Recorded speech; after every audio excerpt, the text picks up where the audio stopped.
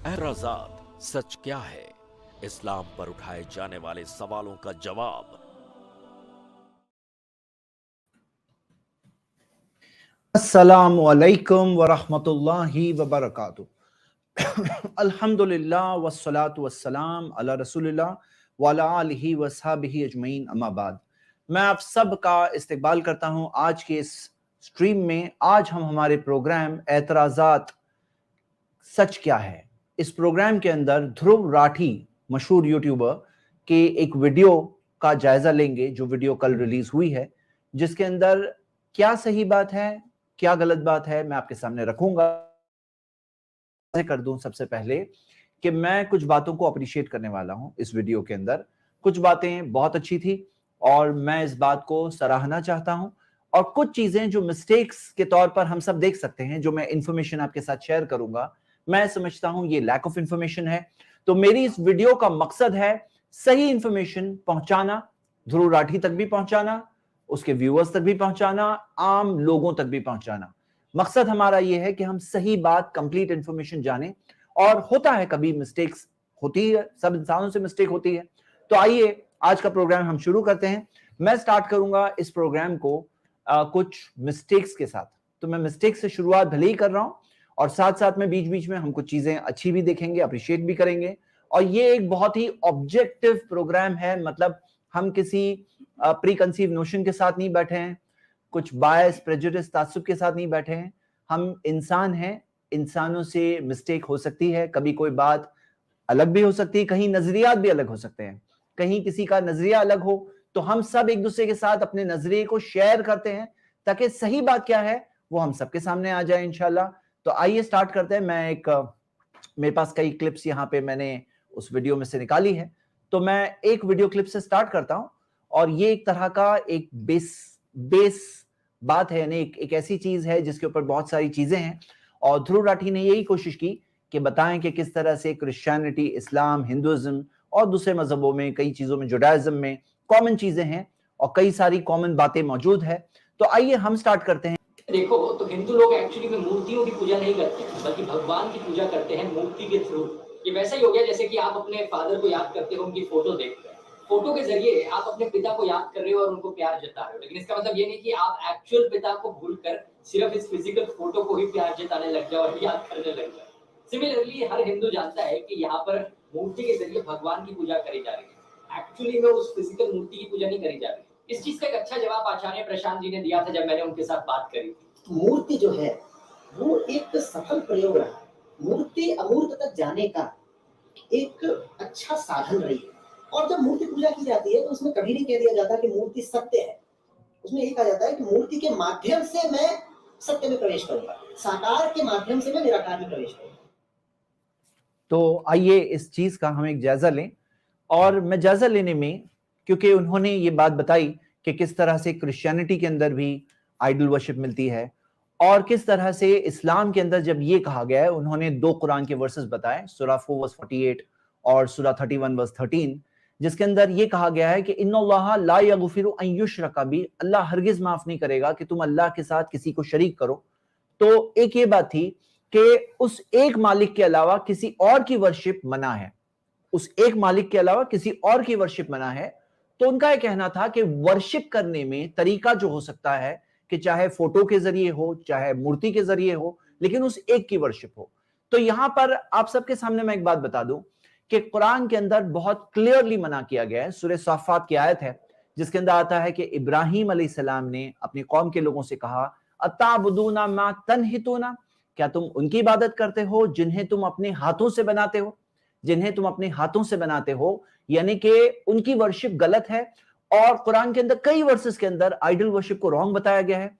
और जहां तक ये सवाल मुसलमानों का है, और मुसलमानों के ताल्लुक से इसमें कोई शक नहीं होना चाहिए, आप किसी भी मस्जिद में जा सकते हैं, कहीं भी देख सकते हैं, आपको कहीं नहीं मिलेगा, कोई भी टाइप का कितना भी कम इल्म मुसलमान क्यों ना हो, कि किसी ने अल्लाह की मूर्ति बनाया है, ऐसा कहीं नहीं मिलने वाला।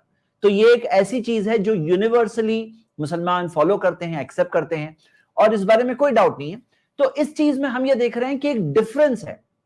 देखिए, हम सबको समझना चाहिए, इंसान होने के नाते कई चीजों में हमारी समझ में डिफरेंसेस हो सकते हैं, कहीं किसी की सोच कुछ हो, किसी की सोच कुछ हो।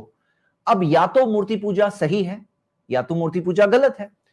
एज ह्यूमन बींग्स हम सबको इस बारे में गौर करना चाहिए कि सही क्या है और वो चीज को फॉलो करना चाहिए।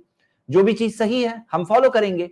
अब क्योंकि ध्रुव राठी ने एक मिसाल पेश की, उन्होंने क्या कहा कि जिस तरह से एक शख्स अपने फादर की फोटो देख रहा है और फादर की फोटो देखकर फादर को याद करता है, अपने वालिद को, अपने फादर को याद करता है, तो वो किसे याद कर रहा है? वो फोटो को नहीं याद कर रहा है, वो फोटो के जरिए अपने वालिद को याद कर रहा है। लेकिन आप इस बात पर गौर करिए कि वो फोटो भले ही छोटी है, भले ही बेजान है, लेकिन है वो उस वालिद की ही फोटो है। लेकिन अगर आप एक चीज से एक अंदाजा लगाइए कि क्या अंतर है, क्या गैप है वो चीजों में जो हमारे सामने है और हमारे मालिक में, यानी जो मूर्ति एक इंसान बनाएगा, चाहे कितनी भी खूबसूरत और कितनी भी बड़ी क्यों ना हो, आप देखोगे कि कितना बड़ा अंतर है। मैं आपको एक एक्चुअल पावर पॉइंट के जरिए बताना चाहता हूं। देखिए, ये है हमारे यूनिवर्स, हमारे कायनात के बारे में, कि हमारे यूनिवर्स में 2 ट्रिलियन गैलेक्सीज है। 2 ट्रिलियन यानी 2 लाख करोड़ गैलेक्सीज है। और 2 लाख करोड़ गैलेक्सीज में से आप देख सकते हो कि एक जो गैलेक्सी हमारी मिल्की वे, कितने 2 लाख करोड़ गैलेक्सीज में से एक गैलेक्सी है मिल्की वे। ये मिल्की वे गैलेक्सी के अंदर 10,000 करोड़ से 40,000 करोड़ सितारे हैं। 10,000 करोड़ से 40,000 करोड़ सितारे हैं।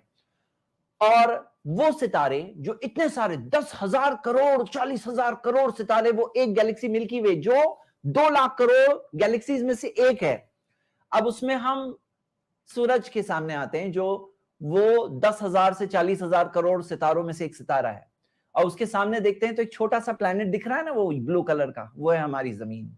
और वो जमीन पर अगर जैसे मिसाल के तौर पे हमारे ध्रुव राठी ने जीसस क्राइस्ट की मिसाल दी, तो जीसस क्राइस्ट जेरूशलेम शहर में बॉर्न हुए थे। तो जेरूशलेम देखिए कि एक छोटा सा डॉट है, और मैं मुंबई से हूं तो मैं मुंबई को देख रहा हूं ऊपर से, तो एक डॉट है, छोटा सा डॉट है। और मुंबई इतना बड़ा शहर, लेकिन वो है एक छोटा सा डॉट इस जमीन पर। ये जो जमीन है ना, इसके ऊपर एक डॉट जितनी हैसियत भी नहीं है हमारे शहरों की।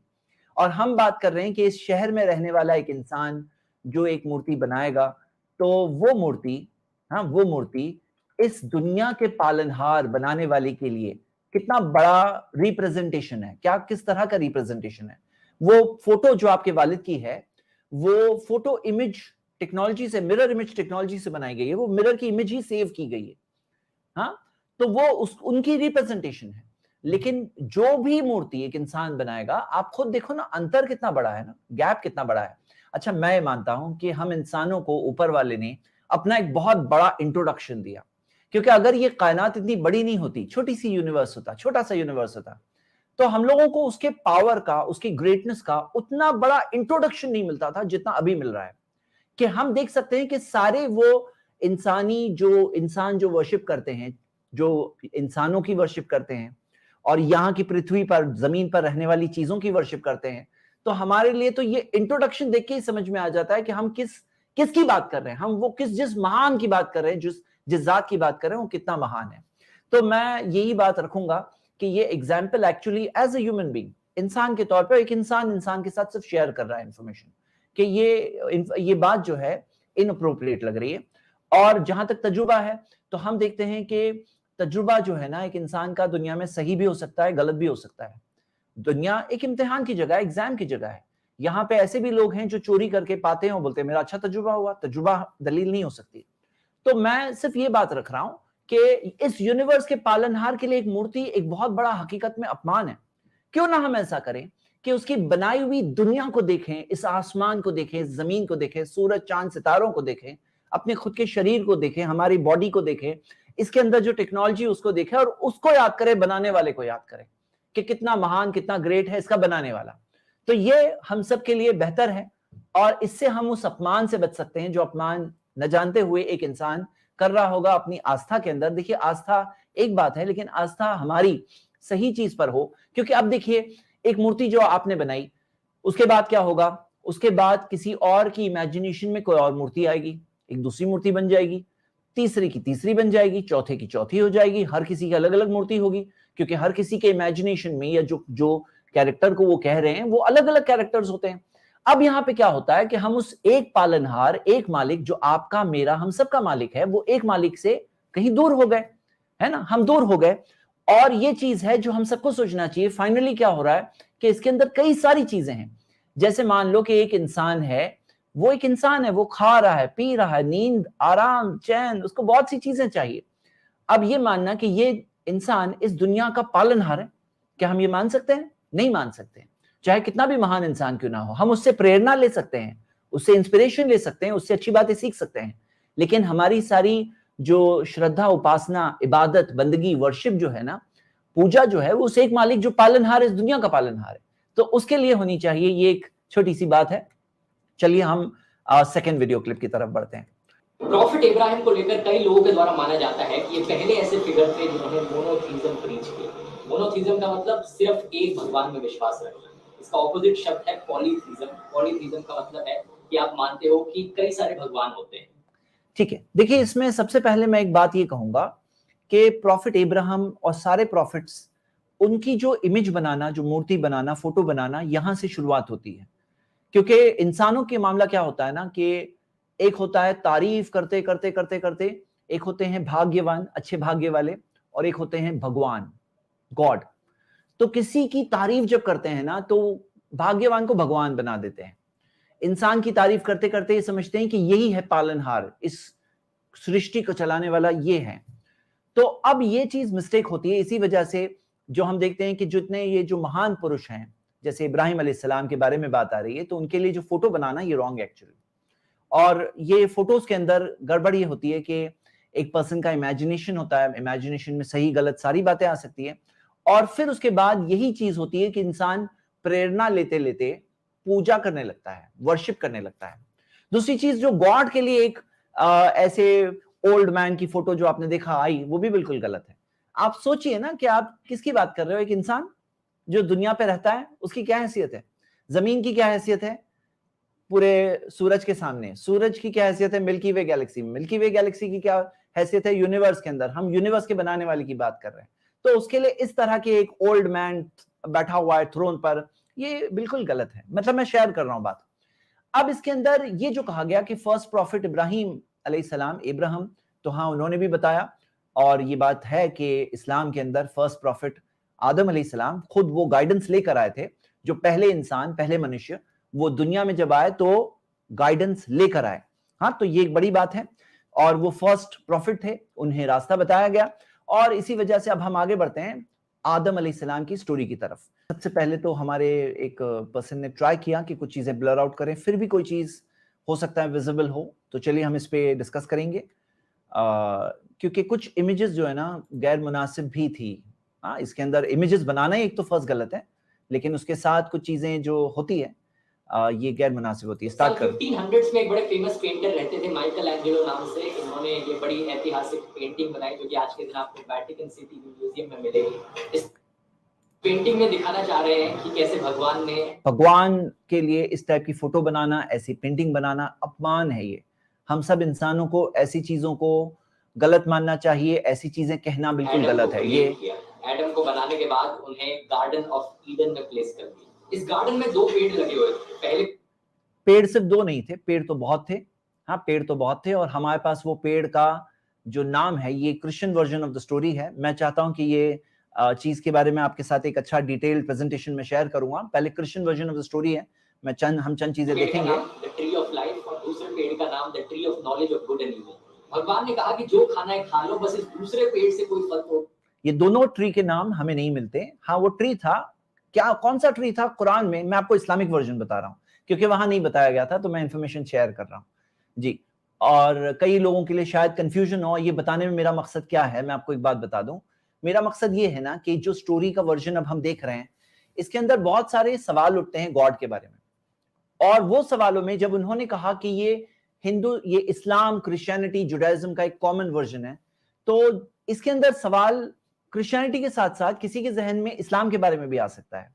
तो मैं आपके सामने बता करके क्लियरली बताऊंगा कि क्या डिफरेंस है दोनों स्टोरीज में, क्या डिफरेंस है और क्या है सही बात। मैं आपके साथ सिर्फ इंफॉर्मेशन शेयर कर रहा हूं ताकि हम सब लोग सही बात को जान सके। एक बात तो मैं कह ही चुका हूं कि फोटो बनाना और इस तरह से बनाना ये बिल्कुल गलत है। बिना लिबास के जब जो मालिक इतने सारे उनके लिए उपकार गार्डन में रख सकता है, पूरा गार्डन है जो जन्नत है हम कहते हैं, इतना बड़ा एहसान, इतनी सारे इंतजाम वहां रख सकता है, इतनी खूबसूरत जगह पे उन्हें रख सकता है, तो कपड़े नहीं दे सकता उन्हें? तो कपड़े दे सकता है।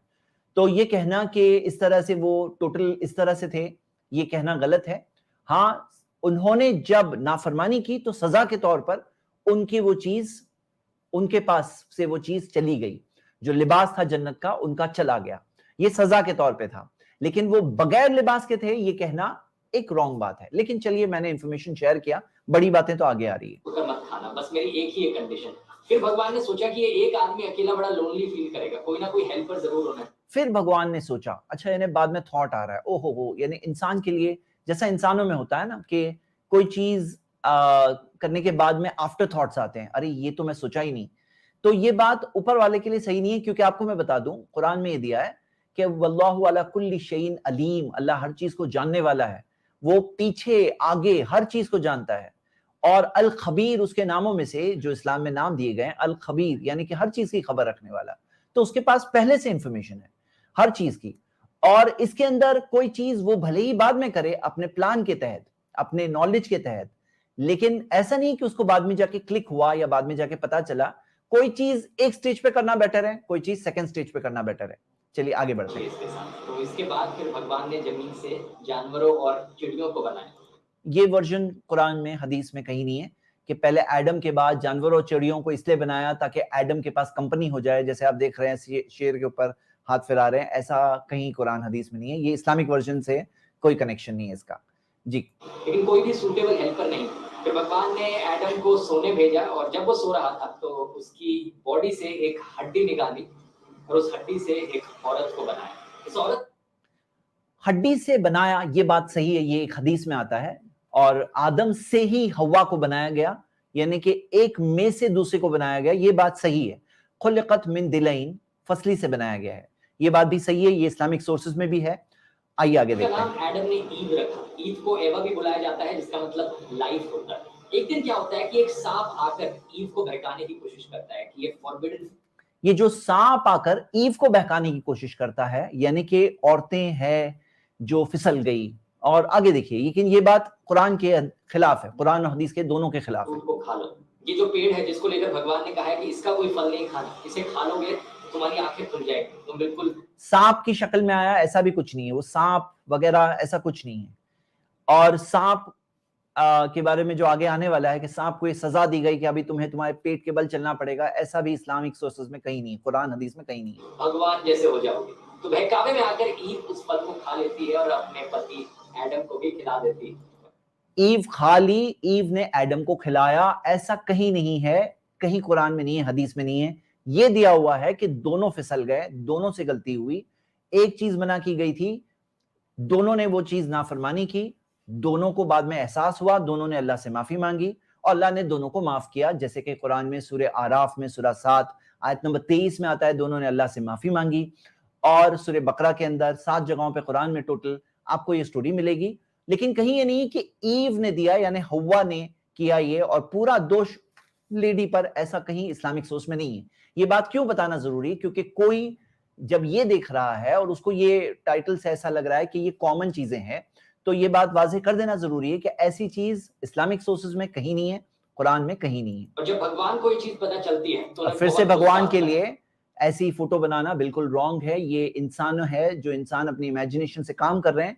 जरा पूरी यूनिवर्स की तरफ अगर पुराने टेलीस्कोप वगैरह नहीं था, वो भी देखते अगर थोड़ा, तो उनको एहसास होता कि हम किसकी बात कर रहे हैं जी। गुस्से में वो उन्हें श्राप देते हैं।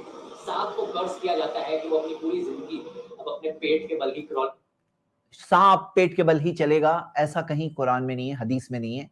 और सांप के बारे में ऐसी बात कहीं हमें नहीं मिलती। करते रहेगा और धूल मिट्टी खाएगा अपनी पूरी।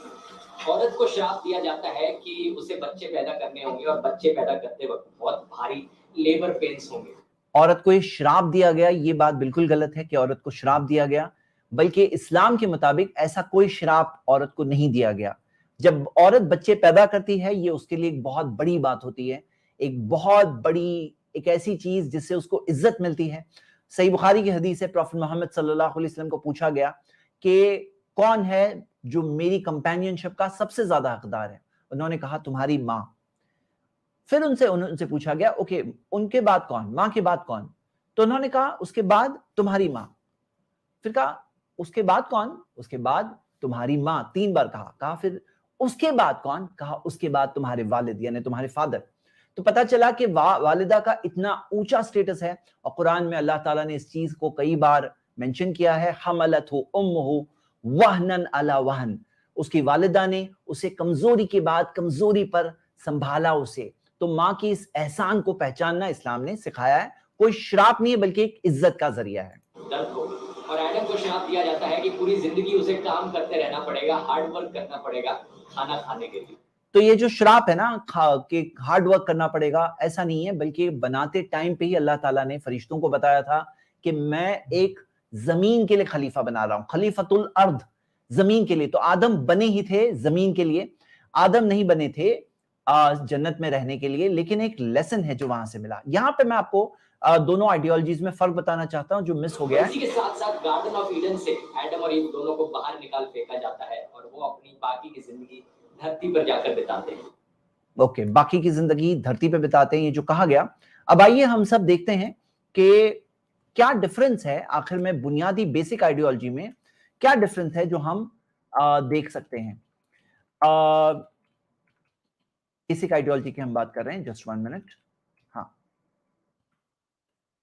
देखिए यहां पर मैं एक पावर पॉइंट शेयर करके आपको बताता हूं ताकि हम लोग इस बात को, टॉपिक को बहुत अच्छे से डायरेक्टली समझ लें कि क्या फर्क है, ताकि इंसानों की एक बहुत बड़ी तादाद जो मुस्लिम्स हैं और इंसानों की बहुत बड़ी तादाद जो क्रिश्चियंस हैं, और ये दोनों में क्या डिफरेंस है मैं आपको सिंपल अल्फाज में बताना चाहता हूं। और मैं रिप्रेजेंट कर रहा हूं और ये बात को ताकि बताऊं क्योंकि आदम अलैहिस्सलाम की स्टोरी से ही बहुत बड़ा डिफरेंस पैदा होता है। आदम अलैहिस्सलाम की स्टोरी से क्रिश्चियंस का एक डॉक्ट्रीन है जिसे ओरिजिनल सिन कहते हैं। वो कहते हैं आदम अलैहिस्सलाम ने जो नाफरमानी की अल्लाह की, गॉड की, तो वो ओरिजिनल सिन आदम से उनकी औलाद यानी बाप का गुनाह, जुर्म बेटे पर, बेटे का बेटे पर, बेटे का बेटे पर, इस तरह से सारे इंसानों पर ये जुर्म है। वो कहते हैं एक बच्चा भी पैदा होता है तो वो ओरिजिनल सिन का बोझ लेकर पैदा होता है। और ये चीज चाहे क्या रोमन कैथलिक्स हो या प्रोटेस्टेंट्स हो, दोनों में।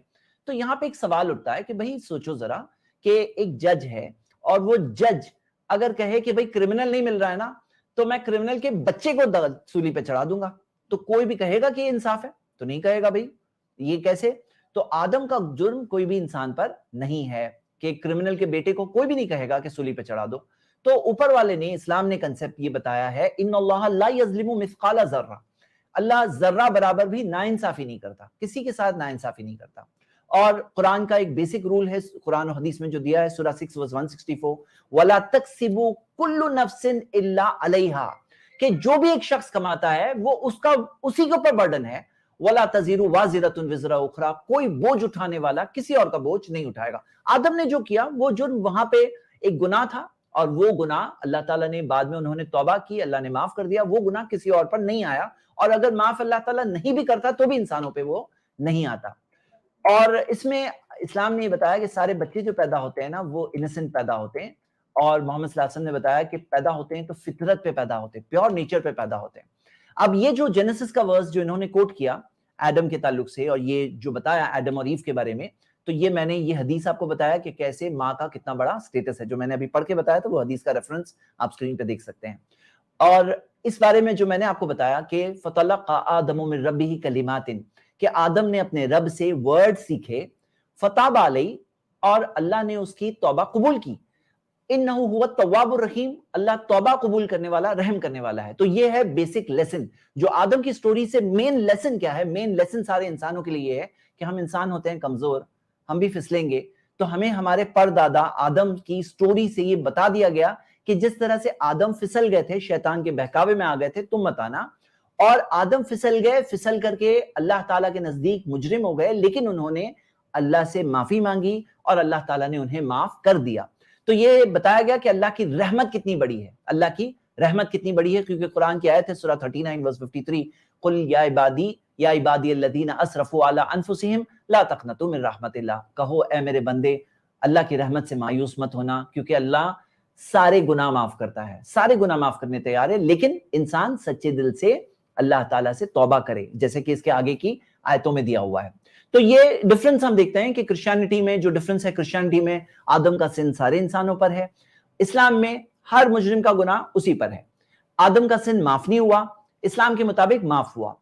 क्रिश्चियनिटी के मुताबिक इंसान पैदा होता है, इविल पैदा होता है, ओरिजिनल सिन के बर्डन के साथ पैदा होता है। इस्लाम कहता है नहीं, फितरत पे पैदा होता है। इस्लाम क्रिश्चियनिटी के मुताबिक वो बर्डन सिन का बाप से बेटे तक जाता है। इस्लाम कहता है नहीं, हर शख्स पे सिर्फ खुद के गुनाहों का बर्डन है। ये मैंने आपको ये दोनों में डिफरेंसेस यहाँ की स्टोरी से बताया। अब यहां से बात आती है कि जीसस क्या हमारे गुनाहों के लिए मरे, और ये एक अलग बात है। और सही बात तो ये है कि जैसे कहा जाता है कि गॉड ने जीसस को भेजा कि वो हमारे गुनाहों के लिए मरे, तो सही बात तो ये कि जज अपने बेटे को क्या सूली पे लगाएगा कि भाई मुजरिम से मैं मोहब्बत करता हूं, मैं उसे सूली पे नहीं चढ़ाऊंगा, इसलिए मैं अपने ही बेटे को डाल दूंगा, सूली पे चढ़ा दूं। जैसे कंसेप्ट है कि जीसस इंसानों के गुनाहों को अपने कंधे पे लेकर गए और सूली पे अपनी जान दे दी। लेकिन सही बात तो यह है कि गॉड को अगर माफ करना था तो डायरेक्टली माफ कर देते। जीसस की कुर्बानी देने की क्या जरूरत है? ये मर्सी थोड़ी है, और ये इंसाफ भी नहीं है, ये इंसाफ भी नहीं है। हाँ, तो ये मैंने एक बात बताई। अब आइए मैं इसमें एक ध्रुव राठी के कमेंट पे जाता हूँ। कमेंट पे मैं फेस टू फेस इस सवाल को ले रहा हूं जो उन्होंने एक बात कही है यहाँ पे। ये देखिए, ये अपने टॉप पिंड कमेंट है ध्रुव राठी का, और मैं ध्रुव से बात शेयर कर रहा हूं। ध्रुव, ये जो आपने बात टॉप पिंड कमेंट में जो लिखा है कि some Muslim saying that how can there be an idol of God when he has no body. मुसलमान कह रहे हैं कि गॉड का आइडल कैसे बना सकते हैं, मूर्ति कैसे बना सकते हैं जब उसकी बॉडी नहीं है। तो तब उन्होंने एक हदीस को दिया है, ध्रुव राठी ने एक हदीस को दिया है कि हदीस सही बुखारी सही मुस्लिम, that if any one of you is fighting with his brother he should avoid his face। कोई अपने भाई से लड़ रहा है तो उसके फेस को अवॉइड करना चाहिए, क्योंकि अल्लाह ने आदम को अपनी सूरत में, अपनी इमेज में बनाया।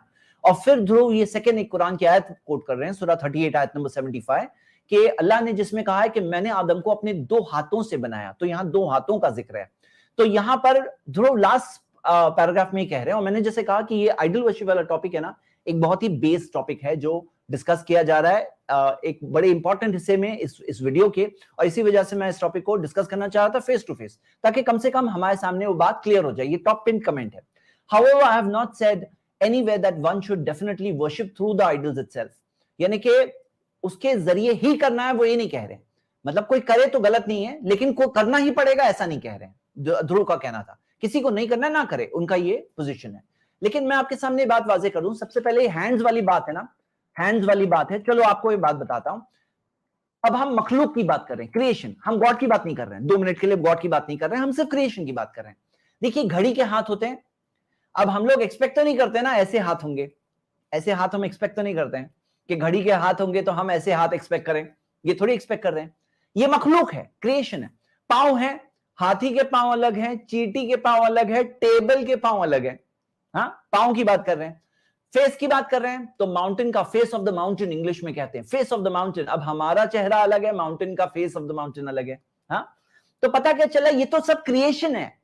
क्रिएशन है, क्रिएटर की बात नहीं कर रहे हैं, क्रिएशन की बात कर रहे हैं। तो इसमें हाथ अलग अलग टाइप के हाथ हैं, पांव अलग अलग टाइप के हैं, हाँ, चेहरे अलग अलग टाइप के हैं। तो यहाँ पे क्रिएटर जो है, हमारा क्रिएटर, वो कैसा है? तो कुरान के अंदर आता है वलम यकुल लहू कुफुवन अहद, उसके बराबर कोई नहीं है, उसके बराबर कोई नहीं है। और सूरा 42 आयत नंबर 11 में आता है लैसा कमिस्ली शै, उसके बमिसल, उसके जैसा तो कोई भी नहीं है।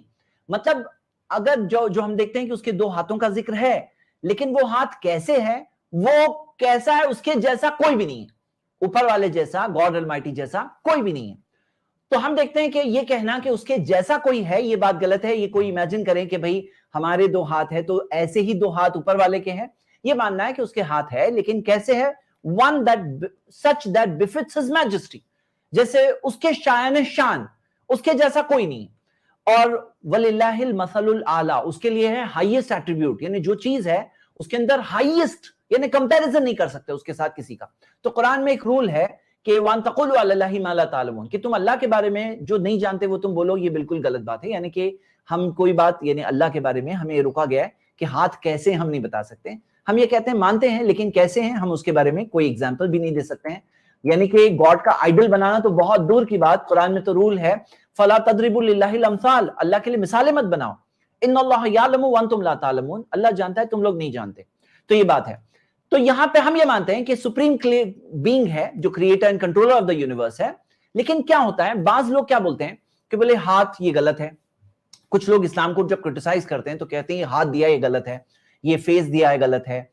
तो फिर वो क्या कर रहे हैं ना, वो डिनाई कर रहे हैं। एक मिसाल के जरिए बताता हूं, ये मिसाल बहुत फेमस मिसाल है कि अगर मान लो कोई कहे पेड़ है ना, पेड़, ये पेड़ का के अंदर पत्ते नहीं है, ओके, उसके अंदर जो शाखें हैं ना, ब्रांचेस भी नहीं है, उसके अंदर फल है ना, फल भी नहीं है, उसके अंदर जो तना है ना, तना, ट्रंक ऑफ द ट्री, वो भी नहीं है, तो लास्ट में कंक्लूजन निकलेगा कि पेड़ ही नहीं है। तो यहां क्या होता है कि लोग जब गॉड के एट्रीब्यूट्स को डिनाई करते हैं, देखो वो क्रिएटर है, इसने इस यूनिवर्स का बनाने वाला है, हम उसको इमेजिन नहीं कर सकते हैं, उसके जैसा कोई नहीं है। तो जब लोग उसके जो एट्रीब्यूट्स को, सिफात को डिनाई करते हैं, कहते हैं ये भी नहीं है, ये भी नहीं है, ये भी नहीं है, तो लास्ट में कंक्लूजन क्या निकलता है ना कि वो कहते हैं हाँ कोई ताकत है, कोई एनर्जी है, बस इतना रह जाता है। फिर उसके बाद नेक्स्ट स्टेप क्या होता है, वो एनर्जी का भी इनकार कर देते हैं, तो गॉड का ही इनकार हो जाता है फिर।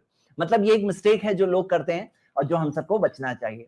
हाँ, और ये जो जहां दिया है सूरत, अल्लाह की सूरत में, ये जो हदीस कोट की ध्रुव राठी ने, ये हदीस है, सही मुस्लिम की हदीस है, फ़इन्नल्लाह खलक़ आदम अला सूरतिही, अल्लाह ने आदम को अपनी सूरत में बनाया, अपनी इमेज में बनाया। तो इसका आंसर इब्न तैमिया रहमतुल्लाह ने बहुत अच्छे से बताया। एक हदीस के जरिए हम देखते हैं कि जो जन्नत में पहला ग्रुप जाएगा ना, उनका डिस्क्रिप्शन जो दिया हुआ है, एक बात कंपैरिजन से मैं बता रहा हूं, समझिए बात को। तो उनके बारे में दिया है कि अला सूरतिल कमरिल लैलतल बद्र, जैसे 14वीं का चांद जब फुल मून होता है ना, उनके चेहरे फुल मून जैसे रोशन होंगे। तो यहां पे भी सूरतुहुम उनके चेहरे, तो ये जो उनकी सूरत, अब यहां पे जाहिर सी बात है मून कहां और उनके फेसेस कहां। तो हम देखते हैं कि जब यहां सूरत वर्ड दिया है तो एक पर्टिकुलर एट्रीब्यूट, एक पर्टिकुलर सिफत की बात हो रही है, अल्लाह नोस बेस्ट।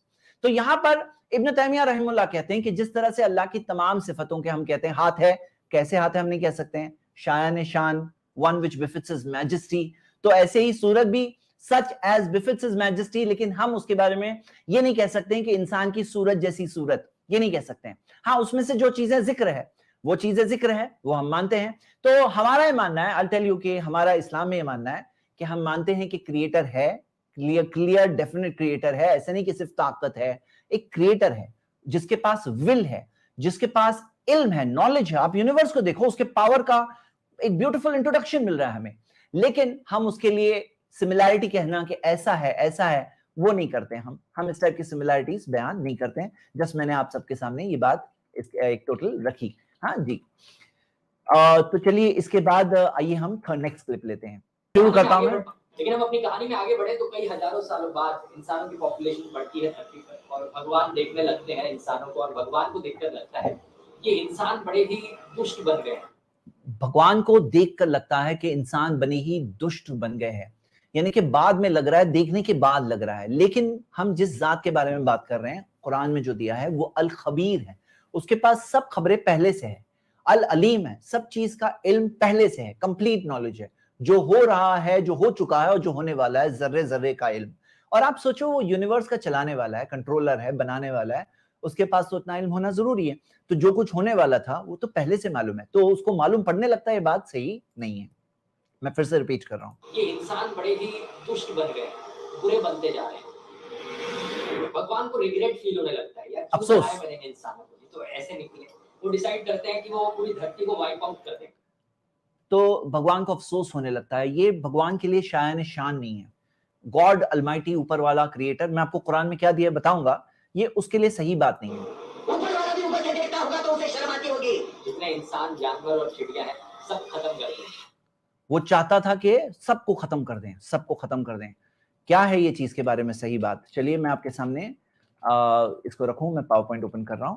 चलिए ये बात भी है ना, क्योंकि एक कंपैरेटिव एनालिसिस जब दो रिलीजन्स का कर रहे हैं तो एक कंफ्यूजन हो गया। क्या कंफ्यूजन हो गया मैं आपको बताऊंगा।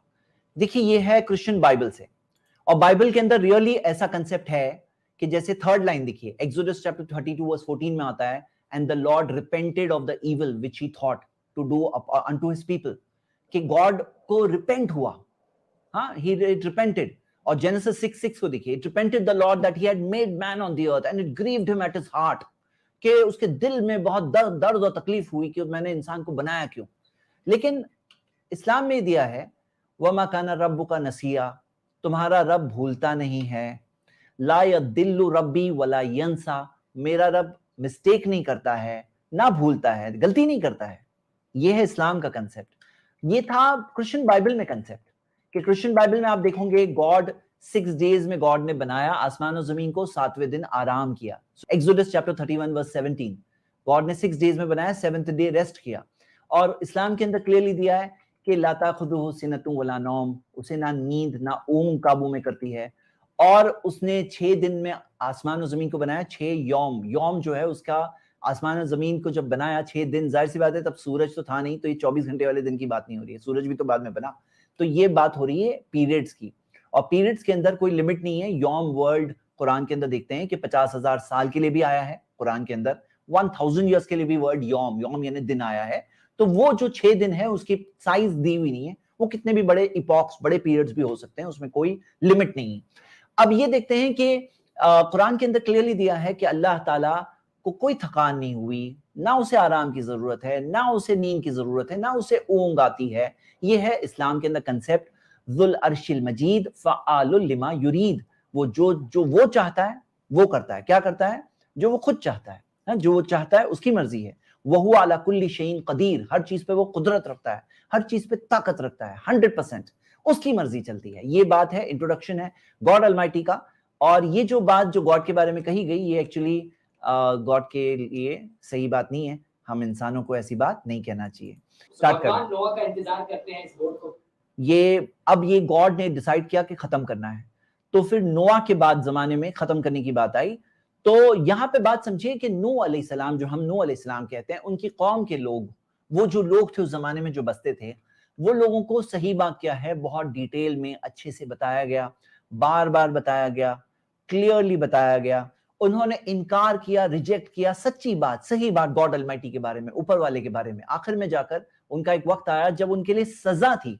ये वो नहीं है कि उस गॉड को अफसोस हुआ कि मैंने इंसानों को क्यों बनाया, ये वो बात नहीं है। हाँ जी, बनाने का, और जब ये हो जाती है पूरी, तो पूरी धरती पर बाढ़ आ जाती है। लगातार 40 पूरी धरती पर बाढ़ आ जाती है। ये कहीं कुरान में नहीं है, ये बिब्लिकल वर्जन है। कुरान में कहीं नहीं कि पूरी धरती पर आती है।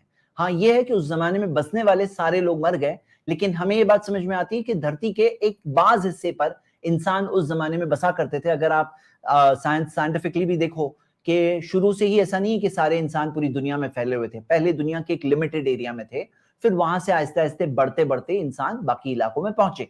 तो ये अर्ली जमाने की बात हो रही है। तब उस जमाने में जिस इलाके में इंसान बसते थे, उस जमाने में उस जमाने के इंसान सारे के सारे डूब गए इस फ्लड में। क्यों? अपने कारनामों के नतीजे के तौर पर, और ये ऊपर वाले ने भेजा है एक इंसानों के लिए इबरत के तौर पर। दिन और 40 रातों तक बारिश होती रहती है, सब कुछ पानी के अंदर डूब जाता है धरती पर 150 फुट तक। लेकिन नोआ की जो बोट थी, नोआस आर्क, ये पानी पर तैरती है और इसमें बचे लोग जिंदा रहते हैं। ओके, तो ये नोआज आर्क के बारे में आगे जो बात कही है इन्होंने, तो चलिए हम देखते हैं इस अब बात को। इंटरेस्टिंग चीज ये है कि हिंदुइज्म में भी हमें एक बहुत सिमिलर कहानी देखने को मिलती है, राजा मनु की कहानी। एक छोटी सी मछली राजा मनु से प्रोटेक्शन मांगती है, और जब राजा उन्हें बचाते हैं, मछली बड़ी होती रहती है। पुराना, आप सब ध्यान से सुनिए, मैं कोई एक अहम बात बताने वाला हूँ। ये हिंदू स्क्रिप्चर्स के अंदर राजा मनु की कहानी है। इसके अकॉर्डिंग ये मछली एक्चुअली में मत्स्य थी, भगवान विष्णु का अवतार। ये मछली राजा मनु से कहती है कि एक बहुत बड़ी बाढ़ आने वाली है, सब खत्म हो जाएगा, एक बोट बना लो बचने के लिए। तो राजा मनु एक बहुत बड़ी बोट बनाते हैं जिसमें कई लिविंग क्रीचर्स, प्लांट्स और सप्तऋषि को रखा जाता है। और जब ये ग्रेट फ्लड आता है तो ये बोट में जिंदा बच जाते हैं, और मत्स्य का अवतार इन्हें हिमालयाज की ओर सेफली रास्ता दिखाता है। अब और भी माइंड ब्लोइंग चीज ये है दोस्तों कि मेसोपोटामिया की जो एंशिएंट सिविलाइजेशन थी, वहां मिले स्क्रिप्चर्स में भी एक सिमिलर कहानी लिखी गई है, सुमेरियन एपिक ऑफ गिलगामेश की कहानी। यहाँ पर एक ग्रेट सेज कुछ ना कुछ तक को वार्निंग मिलती है आने वाले ग्रेट फ्लड के बारे में, और वो अपने रिलेटिव्स, लिविंग क्रीचर्स और खाने को बचा लेते हैं एक बड़ी सी बोट में। इतना ही नहीं, ग्रीक माइथोलॉजी में गॉड ज़्यूस के गुस्से की वजह से एक ग्रेट फ्लड आता है। ड्यूकैलियन को बताया जाता है इस फ्लड के आने के बारे में उनके पिता प्रोमेथियस के द्वारा, और ड्यूकैलियन और उनकी पत्नी एक बोट बनाकर इस फ्लड से बच निकलते हैं। तो ये जो बात आई, और बहुत सूटेबल बात ये थी कि इन्होंने जो अलग अलग स्क्रिप्चर्स से, अलग अलग रिलीजन्स में, हिस्टोरिकल सिविलाइजेशन से जो बातें लाकर डॉक्यूमेंट्री तौर पर आप सबके सामने प्रेजेंट किया, इससे क्या बात समझ में आती है? देखिए, ये जो फ्लड हम बात कर रहे हैं, ये ग्लोबल फ्लड है, और सारे जो इंसान आज इस धरती पे बसते थे, उनके पूर्वज वो कश्ती में थे। तो क्या आपको नहीं लगता कि उनकी जो सिविलाइजेशन जहां कहीं बसी हुई है वहां कोई ना कोई बात, कोई ना कोई जिक्र वो वाकई का आएगा कि वो ग्लोबल फ्लड जो आया था, जो दुनिया में जो फ्लड आया था, वो फ्लड की बात कहीं बाप से बेटा, बेटे से बेटा, बेटे से बेटा, कहीं वो बात उन तक पहुंची होगी। तो वो स्टोरी आपको अलग अलग फॉर्म्स में जो बता रहे हैं ध्रुव राठी, मैं इस बात को अप्रिशिएट करना चाहता हूं कि ये एक बात है जो आप सब देख सकते हैं कि जो कुरान में भी दिया है, बाइबल में भी दिया है, और कितने सारे दूसरे ओल्ड सिविलाइजेशंस में भी इसका जिक्र मिलता है। क्योंकि जाहिर सी बात है कि दुनिया में आज जहां कहीं इंसान है ना, ये उसी कश्ती के सवार लोगों से आए हुए इंसान है।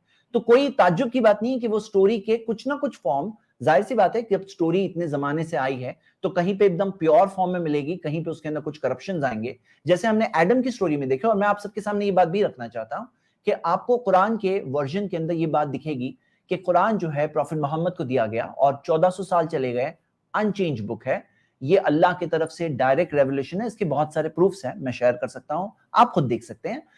और इसके अंदर प्योर वर्जन मिलेगा, इसके अंदर आपको वो वर्जन जिसके अंदर करप्शन है, जैसे एडम की स्टोरी में देखिए कितने सारे करप्शन हमें मिले, जो मैंने आपके सामने रखा और बताया कि किस तरह से एक प्योर वर्जन आपको इस्लामिक सोर्सेज में मिलेगा जो कोई भी शख्स देख सकता है।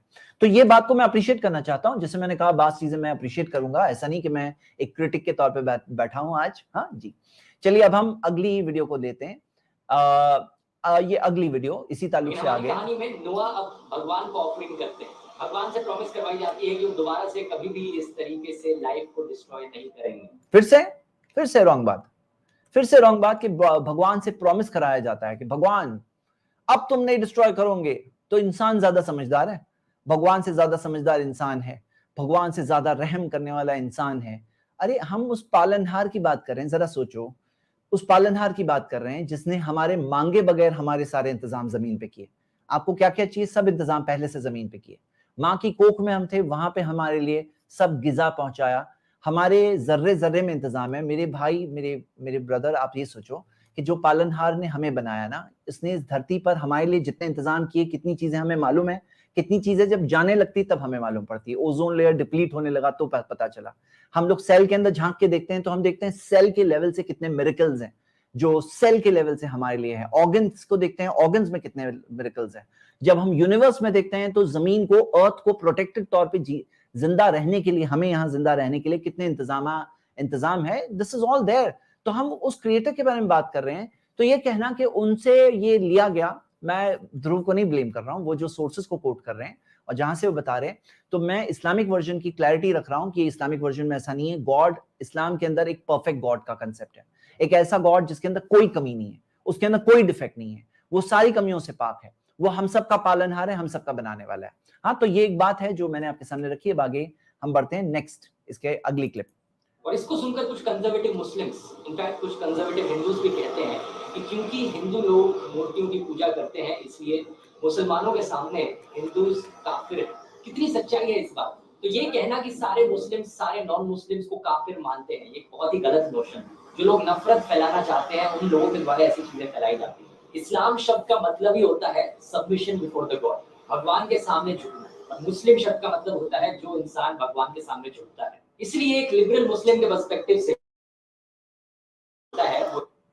अच्छा, ये इस्लाम और मुस्लिम का जो इंट्रोडक्शन दिया गया बहुत अच्छा है, अप्रिशिएट करता हूं। इस्लाम का मतलब है, सिल्म से आता है, सबमिशन, और मुस्लिम जो सबमिट करता है, अपनी मर्जी को अल्लाह की मर्जी के आगे, अपने पालनहार क्रिएटर मालिक की मर्जी के आगे सरेंडर करता है। बिल्कुल सही डेफिनेशन है। लेकिन उसके पहले जो बात है, मैं उसके बारे में कुछ बात कहूंगा, क्लिप आगे देख लेते हैं। मुस्लिम क्योंकि अपने धर्म में उसने भगवान को जो भी नाम दिया है वो उस भगवान की पूजा कर रहा है और भगवान के सामने झुक रहा है। और ये मेरा कोई पर्सनल ओपिनियन नहीं।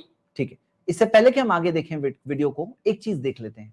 यहाँ ये जो बात जो ध्रुव ने कही है कि जो मैं रिपीट कर रहा हूँ, एक मिनट आप देख लीजिए, यहाँ देख लीजिए। ये कुछ कंजर्वेटिव हिंदूज भी कहते हैं कि क्योंकि हिंदू लोग मूर्तियों की पूजा करते हैं इसलिए मुसलमानों के सामने हिंदूज काफिर हैं।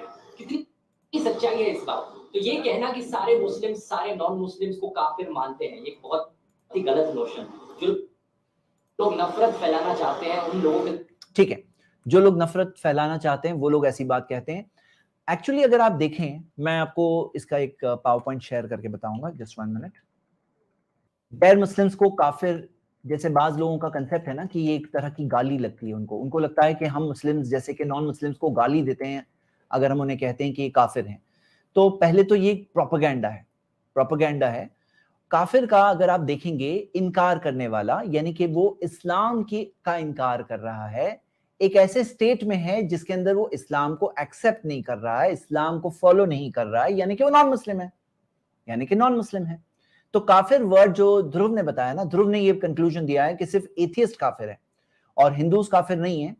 तो हकीकत तो ये है कि कोई शख्स अगर इस्लाम को फॉलो नहीं कर रहा है तो उसे काफिर वर्ड उसके लिए है। देखो मैं ये बताऊं कि कोई चीज किसी का प्रोपेगेंडा लोगों ने किया, बाज लोगों ने कहा ना कि काफिर वर्ड एक गाली है, ऐसा कहते हैं काफिर गाली है। आप देखो डिक्शनरी मीनिंग देखो, कुफ्र का मतलब क्या है कि इसका मतलब है इनकार करना, रिजेक्ट करना। तो एक नॉन मुस्लिम क्या है, कोई गाली नहीं है, ये गाली नॉन मुस्लिम कहना गाली है क्या? किसी को नॉन मुस्लिम कहें तो गाली लगेगी, क्योंकि वो मुस्लिम नहीं है, नॉन मुस्लिम है। कोई क्रिश्चियन नहीं है तो नॉन क्रिश्चियन है, कोई हिंदू नहीं है तो नॉन हिंदू है। तो क्या है, ये गाली नहीं है, डिस्क्रिप्शन है। आप देखोगे कि कुरान के अंदर सूरा 57 वर्स 20 में आता है कमथली गैसिन आजबल कुफ्फारा नबातुहु। अल्लाह ने कहा कि बारिश की जैसी मिसाल जिससे ताज्जुब होता है, बहुत खुशी होती है कुफ्फार यानी काफिरों को खुशी होती है। ये किसे कहा गया है? क्योंकि यहां पर इस आयत के अंदर जो फल्लाह होता है ना, फार्मर जो खेती करता है ना, उसको काफिर कहा गया है लिटरल तौर पे। क्यों? क्योंकि वो फल्लाह जो होता है ना, वो बीज को छुपाता है, इसलिए उसको अभी लिटरल तौर पे लफ्जी इस्तेमाल के एतबार से वो उसे काफिर कहा गया है कि वो जो बीज को छुपाता है ना, इसलिए फल्लाह कौन है? आजबल कुफ्फारा कहा गया है नबातुहु। तो क्या ये गाली है? अब बोले सारे फार्मर्स को गाली दी गई कि उनको काफिर कहा गया है, तो नहीं, ये एक डिस्क्रिप्शन है, उसके जो काम का डिस्क्रिप्शन है। उसी तरह कोई अगर नॉन मुस्लिम है, वो नॉन मुस्लिम कहना कोई उसके लिए इंसल्ट नहीं है, काफिर कहना भी कोई इंसल्ट नहीं है।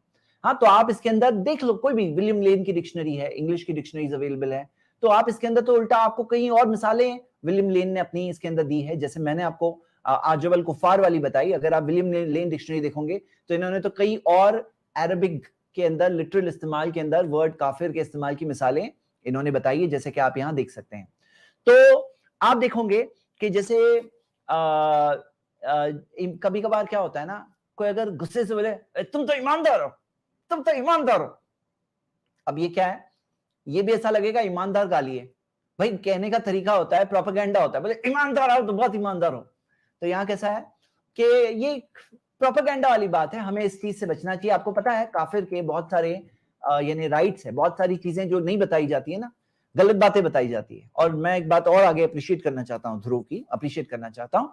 तो जैसे इस्लाम में काफिर जो नॉन मुस्लिम है उनके बहुत सारे राइट्स है, जान की हिफाजत, क्योंकि कुरान के अंदर सारी वो आयतें हैं, सूरा 5 वर्स 32, जहां जान की एक जान बचाए तो ऐसा है जैसे सारे इंसानों को बचाया, या एक जान का कत्ल कर दिया, मासूम जान का, फकान्नमा क़तल अन्नास जमीआ, ऐसा है जैसे सारे इंसानों का कत्ल कर दिया। अब इसके अंदर जान का मजहब नहीं दिया हुआ है, मुस्लिम जान, हिंदू जान, कोई भी जान को बचाए तो इतना बड़ी नेकी है। कोई भी जान को अगर नाइंसाफी से कोई एक नाजायज तौर पे कोई नाजायज इस तरह से किसी की जान जाती है तो मुस्लिम हो नॉन मुस्लिम हो, ऐसा है जैसे सारे इंसानों का कत्ल कर दिया। उनके माल की हिफाजत है, मजहब के आजादी की हिफाजत है। क्यों? क्योंकि ला इकराह फिद्दीन, दीन में जोर जबरदस्ती नहीं है, रिलीजन में जोर जबरदस्ती नहीं है, सूरा 2 वर्स 256। उनके मजहब की इज्जत की हिफाजत, क्यों? क्योंकि कुरान के अंदर आता है सूरा 6 वर्स 108, जिसके अंदर आता है वला तसुब्बुल लदीना यदूना मिन दुनिल्लाह, उन्हें गालियां मत दो जिनसे वो दुआ करते हैं अल्लाह के अलावा, फयसुब्बुल्लाह अदवम बिगैर इल्म, नहीं तो वो भी अपनी जहालत में बगैर इल्म के अल्लाह को गाली देंगे।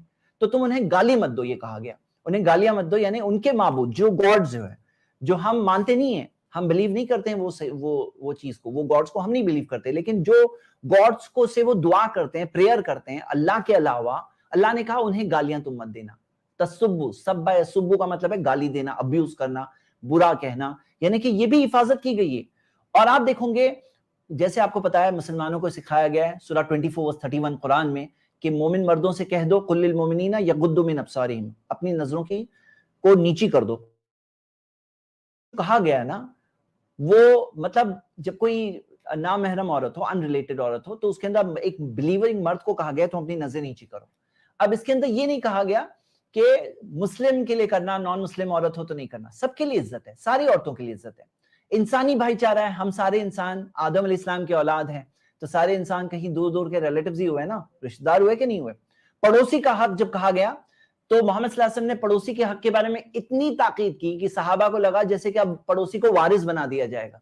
तो पड़ोसी में ये नहीं कहा गया कि मुस्लिम पड़ोसी या गैर मुस्लिम पड़ोसी, बल्कि हमारे पास एग्जाम्पल्स है सहाबा की कि किस तरह से वो अपने गैर मुस्लिम पड़ोसियों को भी जैसे कुर्बानी होती थी तो उसका गोश्त देने में और हदिये देने में, गिफ्ट देने में किस तरह से वो खास ख्याल रखते थे। तो ये सारी चीजें हैं जो हम लोग देखते हैं। मैं ये बात इसलिए मैंने आपको बताया क्योंकि हमारे यहाँ ये जो नफरत का प्रोपेगेंडा चल रहा है ना, पहले तो काफिर वर्ड को गाली बताया गया, फिर बताया गया काफिर का कोई जीने का हक नहीं है, काफिर के कोई राइट्स नहीं है। तो मैंने कुछ राइट्स आपके सामने स्क्रीन पे यहाँ पे लाए हैं इस मकसद से ताकि नफरत वाला प्रोपेगेंडा में दूर हो। मैं अप्रिशिएट करता हूँ ध्रुव राठी को कि उन्होंने इस तरह से इस बात को प्रेजेंट किया। अब आगे बढ़ते हैं।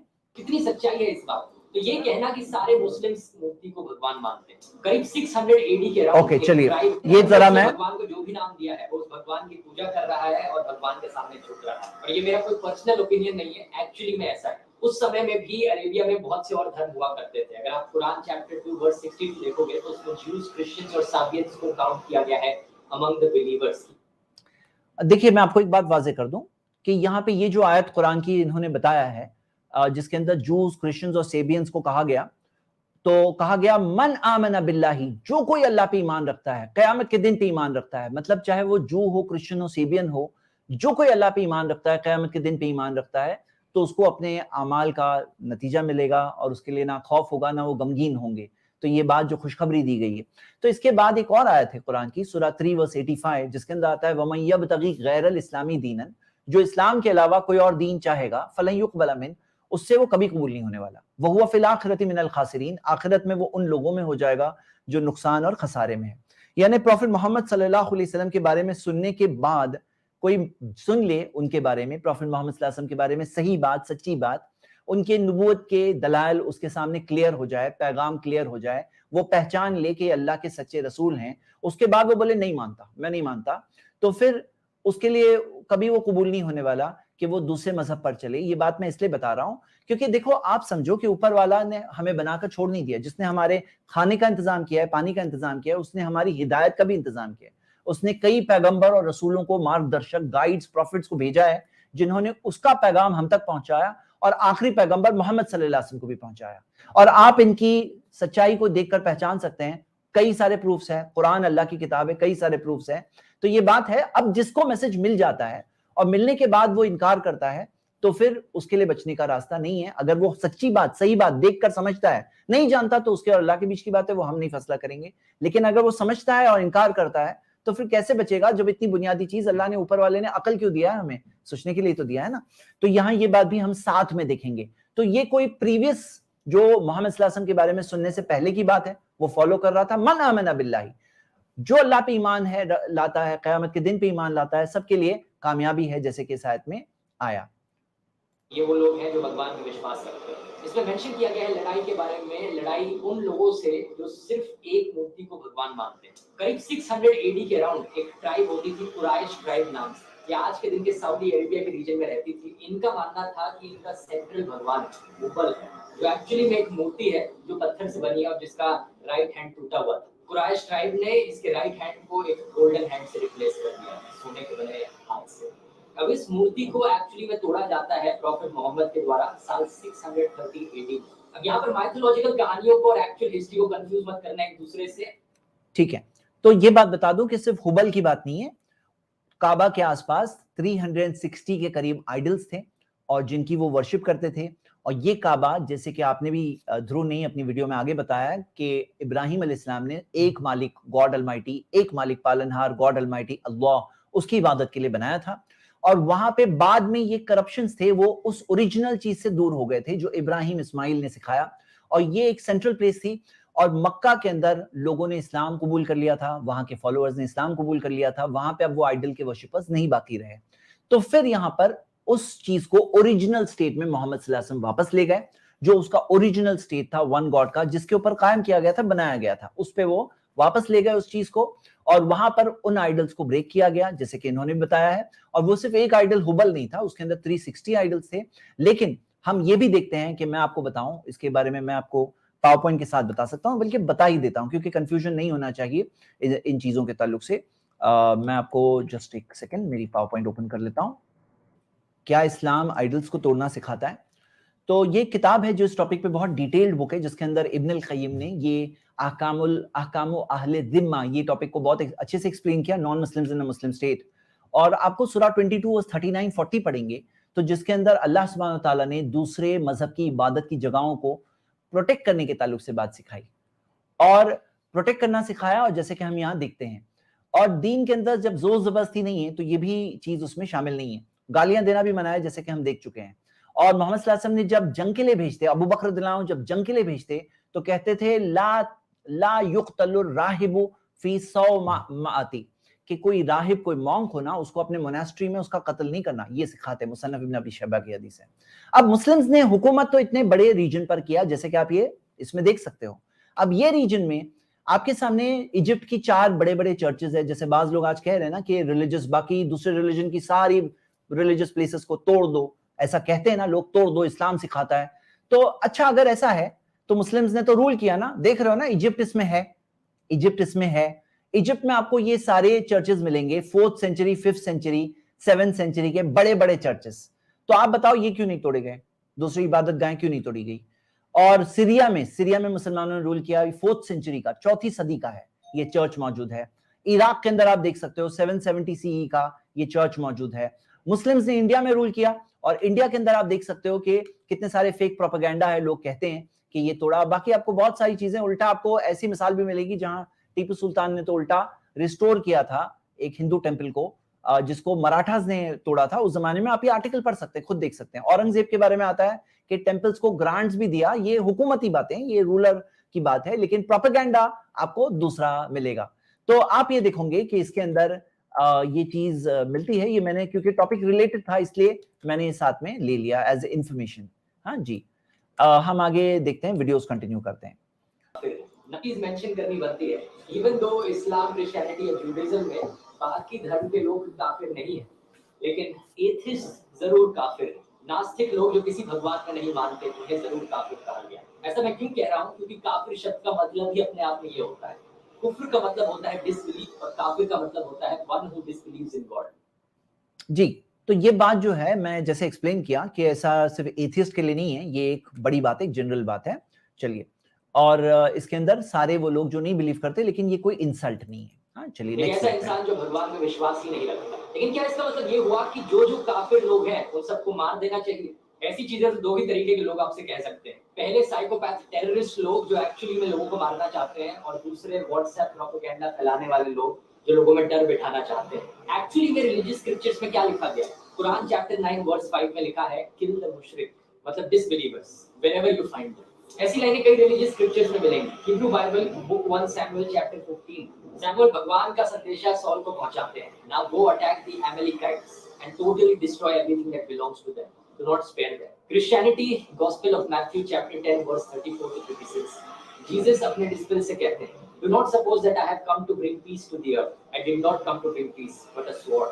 भगवद गीता चैप्टर 2 श्लोक 31 to 38, भगवान कृष्ण अर्जुन से कहते हैं, happy are the kshatriyas, the warriors to whom such fighting opportunities come unsought, opening for them the doors of the heavenly planets. ऐसी calls for violence आपको almost हर religious scripture में मिलेगी। अगर मैं इन सबको एक्सप्लेन करने बैठ गया तो बहुत लंबा वीडियो बन सकता है, लेकिन शॉर्ट में बताऊं तो ये सारी स्क्रिप्चर्स की जो लाइनें ये बहुत हेवीली कंटेक्चुअल, कॉन्टेक्स्ट के बाहर अगर आप इसे पढ़ोगे तो आपको लगेगा बात तो सही है कि ये सारे वायलेंस को प्रमोट कर रहे हैं, लेकिन कॉन्टेक्स्ट के साथ देखोगे तो आपको समझ में आएगा कि किस कॉन्टेक्स्ट में बात करी जा रही है। फॉर एग्जांपल, जब भगवान कृष्ण अर्जुन को ये कहते हैं तो ये कहते हैं जब महाभारत का युद्ध चल रहा है, जब प्रॉफिट मोहम्मद अपने फॉलोअर्स से ये कहते हैं, जो बात करी जा रही है कुरैश ट्राइब के साथ लड़ाई के कॉन्टेक्स्ट में। सेम चीज एप्लीकेबल है सैमुअल के केस में भी, और जीसस की जो लाइन है यहाँ उसका एक मेटाफोरिकल मीनिंग है। ओके, तो बात मैं जो अप्रिशिएट करूंगा कि बहुत ही वेल एक्सप्लेन्ड, इन्होंने बहुत अच्छी मिसाल से, दूसरे मजहबों की मिसाल से। बाज लोग क्या होता है ना, आज ये आयत को कोट करके प्रोपेगेंडा करते रहते हैं और ये नहीं बताते हैं कि कॉन्टेक्स्ट है। ये आयत नंबर 5 है, सूरह तौबा की आयत नंबर 5 है ये, और उसके आगे जो 4 आयतें हैं तो आप क्लियरली देख सकते हैं कि एक जंग के माहौल, जंग के सीजन, जंग वो उस चीज के तहत बात हो रही है। ऐसे नहीं कि रास्ते चलते नॉन मुस्लिम को किल कर दो, ये सिखा रहा है, बिल्कुल गलत बात है। और इन्होंने बहुत सही बताया, ये कॉन्टेक्चुअलाइज्ड है। ऐसे कॉन्टेक्स्ट को निकालेंगे तो आपके सामने तो बहुत सारी ऐसी मिसालें आएगी और ये चीजों को आप देख सकते हैं। और आयत नंबर 6 देखोगे तो अल्लाह ताला ने क्या कहा, व इन अहदु मिनल मुश्रिकीन इस्तजारका फाजिरहु हत्ता यस्मा कलाम अल्लाह। अगर मुश्रिकीन में से कोई अगर आपकी पनाह मांगे, सोचो जिनसे जंग हो रही है, वो जंग के माहौल के अंदर पनाह मांग ले आपकी, तो अल्लाह ताला ने कहा फाजिरहु, उसे पनाह दे दो, हत्ता यस्मा कलाम अल्लाह, यहां तक कि वो अल्लाह के कलाम को सुनना ले। सुम्मा अबलिगहु मा मनहु ज़ालिका बिअन्नहुम कौमुन ला यअलमून, फिर उसे ऐसी जगह तक पहुंचाओ जहां वो सेफ रहे, क्योंकि ऐसे लोग हैं जिनको पता नहीं है। तो अल्लाह ताला ने बताया। अब जैसे मैं एक मिसाल आपके सामने रख रहा हूं, ये देखो, पुलिस लॉकडाउन के दौरान मार रही थी लोगों को लॉकडाउन एनफोर्स करने के लिए, ऐसी मिसालें बहुत सारी मिलेगी आपको। अब कोई अगर इसका कॉन्टेक्स्ट निकाल दे और बोले कि देखो मुंबई की पुलिस है ना, कितनी बड़ी जालिम है, इस तरह से मासूम लोगों को मार रही थी, तो फिर हम कहेंगे कि उनको कॉन्टेक्स्ट से बाहर निकालकर किसी को विलेन दिखाना है, किसी को आउट ऑफ कॉन्टेक्स्ट बताना है, तो चीजें बदल जाती है कि नहीं बदलती है? हाँ, तो कुरान की आयत यह है कि एक जान मासूम जान का कत्ल करे ऐसा है जैसे सारे इंसानों का कत्ल कर दिया। ये बात क्यों नहीं बताते हैं साथ में? उस मासूम जान में सारे इंसान उसमें शामिल है, सब के सब, कोई भी मजहब का क्यों ना हो जी। तो ये मैं अप्रिशिएट कर रहा हूं ध्रुव राठी का, मैंने कुछ एडिशनल कमेंट्स उसमें ऐड किया। अगली क्लिप देखते हैं। जो उस समय राजा होता था उसे फारो कहते थे। फारो के ऑफिशियल सराय को देखते हैं, उसकी तारीफ करते हैं और अपने पैलेस में लेकर जाते हैं, क्योंकि इब्राहिम ने कहा कि वो उसका भाई था, तो इब्राहिम को भी अच्छी सी ट्रीटमेंट होती है। ओके, तो यहाँ पे मैं आपके सामने बात रखना चाहता हूँ, मैं जरा पावर पॉइंट शेयर करके बताऊंगा। ये जो बात कही ना कि इजिप्ट में इब्राहिम, क्योंकि इब्राहिम के बारे में बहुत बात आई है यहाँ पर, बहुत बातें आई है, तो इब्राहिम जो लेके जाते हैं और उन इजिप्ट में, और वो उनकी वाइफ वहां के जो बादशाह को फैरो कहते हैं। तो मैं आपको एक बात बता रहा हूं, फैरो, देखिए सूरह यूसुफ आप पढ़ोगे ना, इब्राहिम की बात नहीं कर रहा हूं, इब्राहिम के बहुत बाद, इब्राहिम के बाद यानी इब्राहिम के बेटे कौन? इसहाक, एक बेटे इसहाक, आइजैक जिन्हें कहते हैं, उनकी बात कर रहा हूं। उनके बेटे याकूब, याकूब जो इसहाक के बेटे, और याकूब के बेटे यूसुफ, मैं बात कर रहा हूं यूसुफ की, यानी इब्राहिम से बहुत बाद। आप कुरान में एक चीज देखोगे, और मैं ध्रुव से बात कह रहा हूं और सारे व्यूअर से भी कह रहा हूं, एक बहुत ब्यूटीफुल बात है। आप देखोगे कुरान में सूरह यूसुफ में 5 जगहों पर जहां पे मिस्र के रूलर की बात आ रही है, तो उसे मलिक कहा गया है, बादशाह, मलिक, काल अल मलिक, मलिक ने कहा, उसे फैरो नहीं कहा गया। लेकिन इन कंपैरिजन आप मूसा अलैहिस्सलाम के जमाने के फैरो को देखोगे, बादशाह को देखोगे, मूसा, मोसेस के टाइम पे, तो उस टाइम पर कुरान में आप देखोगे कि मूसा के टाइम के बादशाह को फैरो, फिरौन कहा गया। 67 प्लेसेस है कुरान में फिरौन। लेकिन यूसुफ अलैहिस्सलाम के जमाने के बादशाह को, मिस्र के रूलर को फैरो नहीं कहा गया। ध्रुव ने यूसुफ के परदादा इब्राहिम अलैहिस्सलाम के जमाने के रूलर को फैरो कहा। मैं एक सवाल इसमें उठा रहा हूं, एक बात कह रहा हूं, जो उनका भी सोच है, लेकिन मैं एक बात कंपैरिजन में बता रहा हूं। अगर आप देखोगे आज इजिप्शियन हिस्ट्री को 8 पीरियड्स में डिवाइड किया गया है, उसमें old kingdom, middle kingdom, new kingdom है, और दरमियान में इंटरमीडिएट पीरियड्स हैं।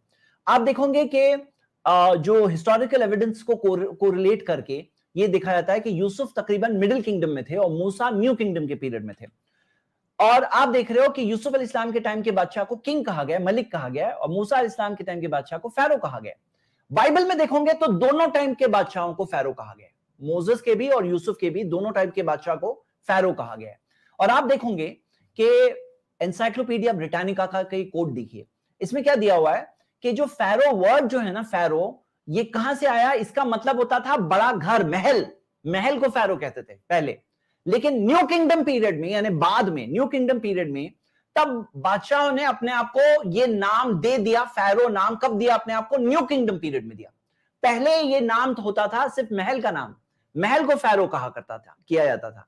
यानी इब्राहिम के टाइम पर, यहां तक कि यूसुफ के टाइम, जोसेफ के टाइम पर महल को फैरो कहा जाता था, लेकिन बाद में न्यू किंगडम पीरियड में आए तब बादशाह को फैरो कहा जाने लगा, जैसा कि आप एनसाइक्लोपीडिया ब्रिटानिका के इस कोड से आपने देखा।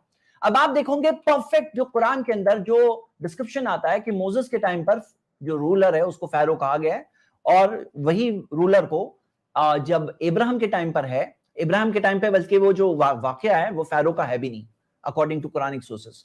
लेकिन जो आप कह रहे हो कि फैरो कहा जाता था, वो बात नहीं सही है, और बल्कि वो नहीं, उनके बाद यूसुफ के टाइम पे भी फैरो कहना एक हिस्टोरिकल इनएक्यूरेसी है। जैसे मैं कह रहा था, आपको कुरान के अंदर हमेशा perfect, correct, final, pure version मिलेगा ऑफ द एंटायर स्टोरी, और सिर्फ एक मिसाल नहीं, कई मिसालें, इसके ऊपर पूरी हिस्टोरिकल रिसर्चेस और कंपाइल की गई है।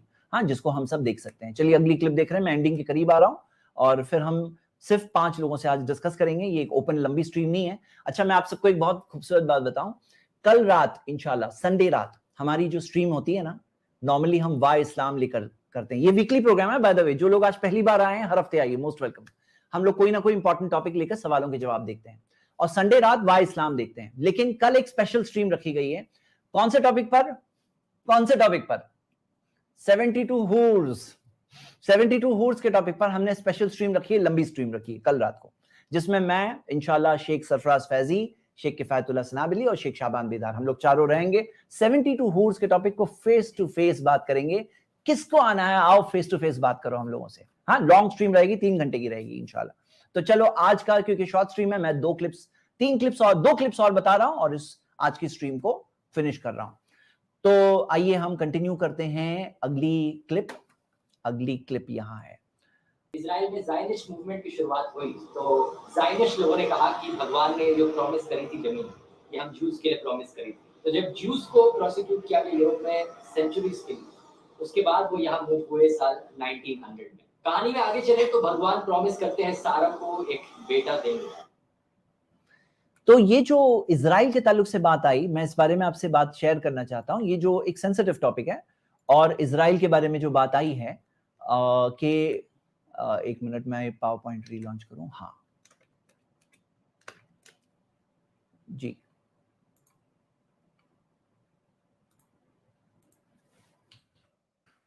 तो ये जो लैंड है, प्रॉमिस लैंड, जूस को दिया गया और यही बेसिस एक्चुअली बाइबल का जो वर्स ध्रुव कोट कर रहे हैं वो ये वर्स है।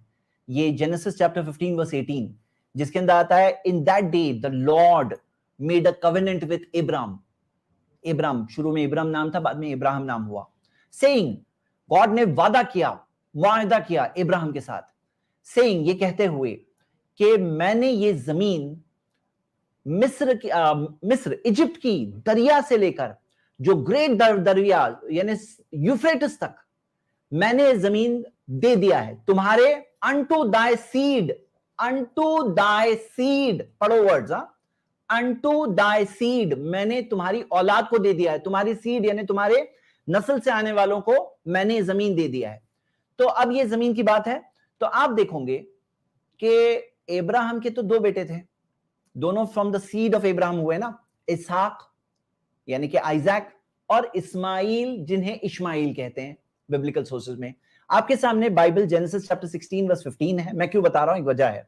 इसके अंदर दिया है कि हागर बोर इब्राहिम असन और यानी कि और जिसका नाम इस्माइल। तो आप ये सारे वर्सेस देख सकते हो, सारे वर्सेस जिसके अंदर इस्माइल को इब्राहिम का सन बताया गया। जाहिर सी बात है, सन थे तो सन बताया गया और सारे वर्सेस सामने हैं। तो फ्रॉम दाई सीड जो दिया गया, तो जो आज हम देखते हैं कि जो जूस क्लेम करते हैं कि ये जमीन हमारी है, एक्सक्लूसिवली हमारी है क्योंकि हम सीड ऑफ इब्राहिम है। तो यहां एक बात यह है कि सीड ऑफ इब्राहिम तो अरब्स भी तो है। सीड ऑफ इब्राहिम, इब्राहिम अलैहिस्सलाम की सीड सिर्फ इजराइल या बनी इसराइल नहीं है, इब्राहिम अलैहिस्सलाम की सीड अरब्स भी तो है, अकॉर्डिंग टू बाइबल। तो मैं बात सामने इसलिए रख रहा हूं ताकि हम लोग इस ताल्लुक से भी जो एक बैलेंस्ड व्यू है, सही व्यू है, उसके ऊपर आए। चलिए हमारी आज की लास्ट क्लिप हम प्ले कर रहे हैं। अब ज्यूज और क्रिश्चियंस मानते हैं कि वो एक्चुअली में डिसेंडेंट्स हैं आइजैक के, और मुस्लिम्स मानते हैं कि वो डिसेंडेंट्स हैं इश्माइल के। ये वो पॉइंट है, ये वो कहानी है जहां से ये इब्राहिमिक रिलीजन्स एक दूसरे से अलग हो जाते हैं।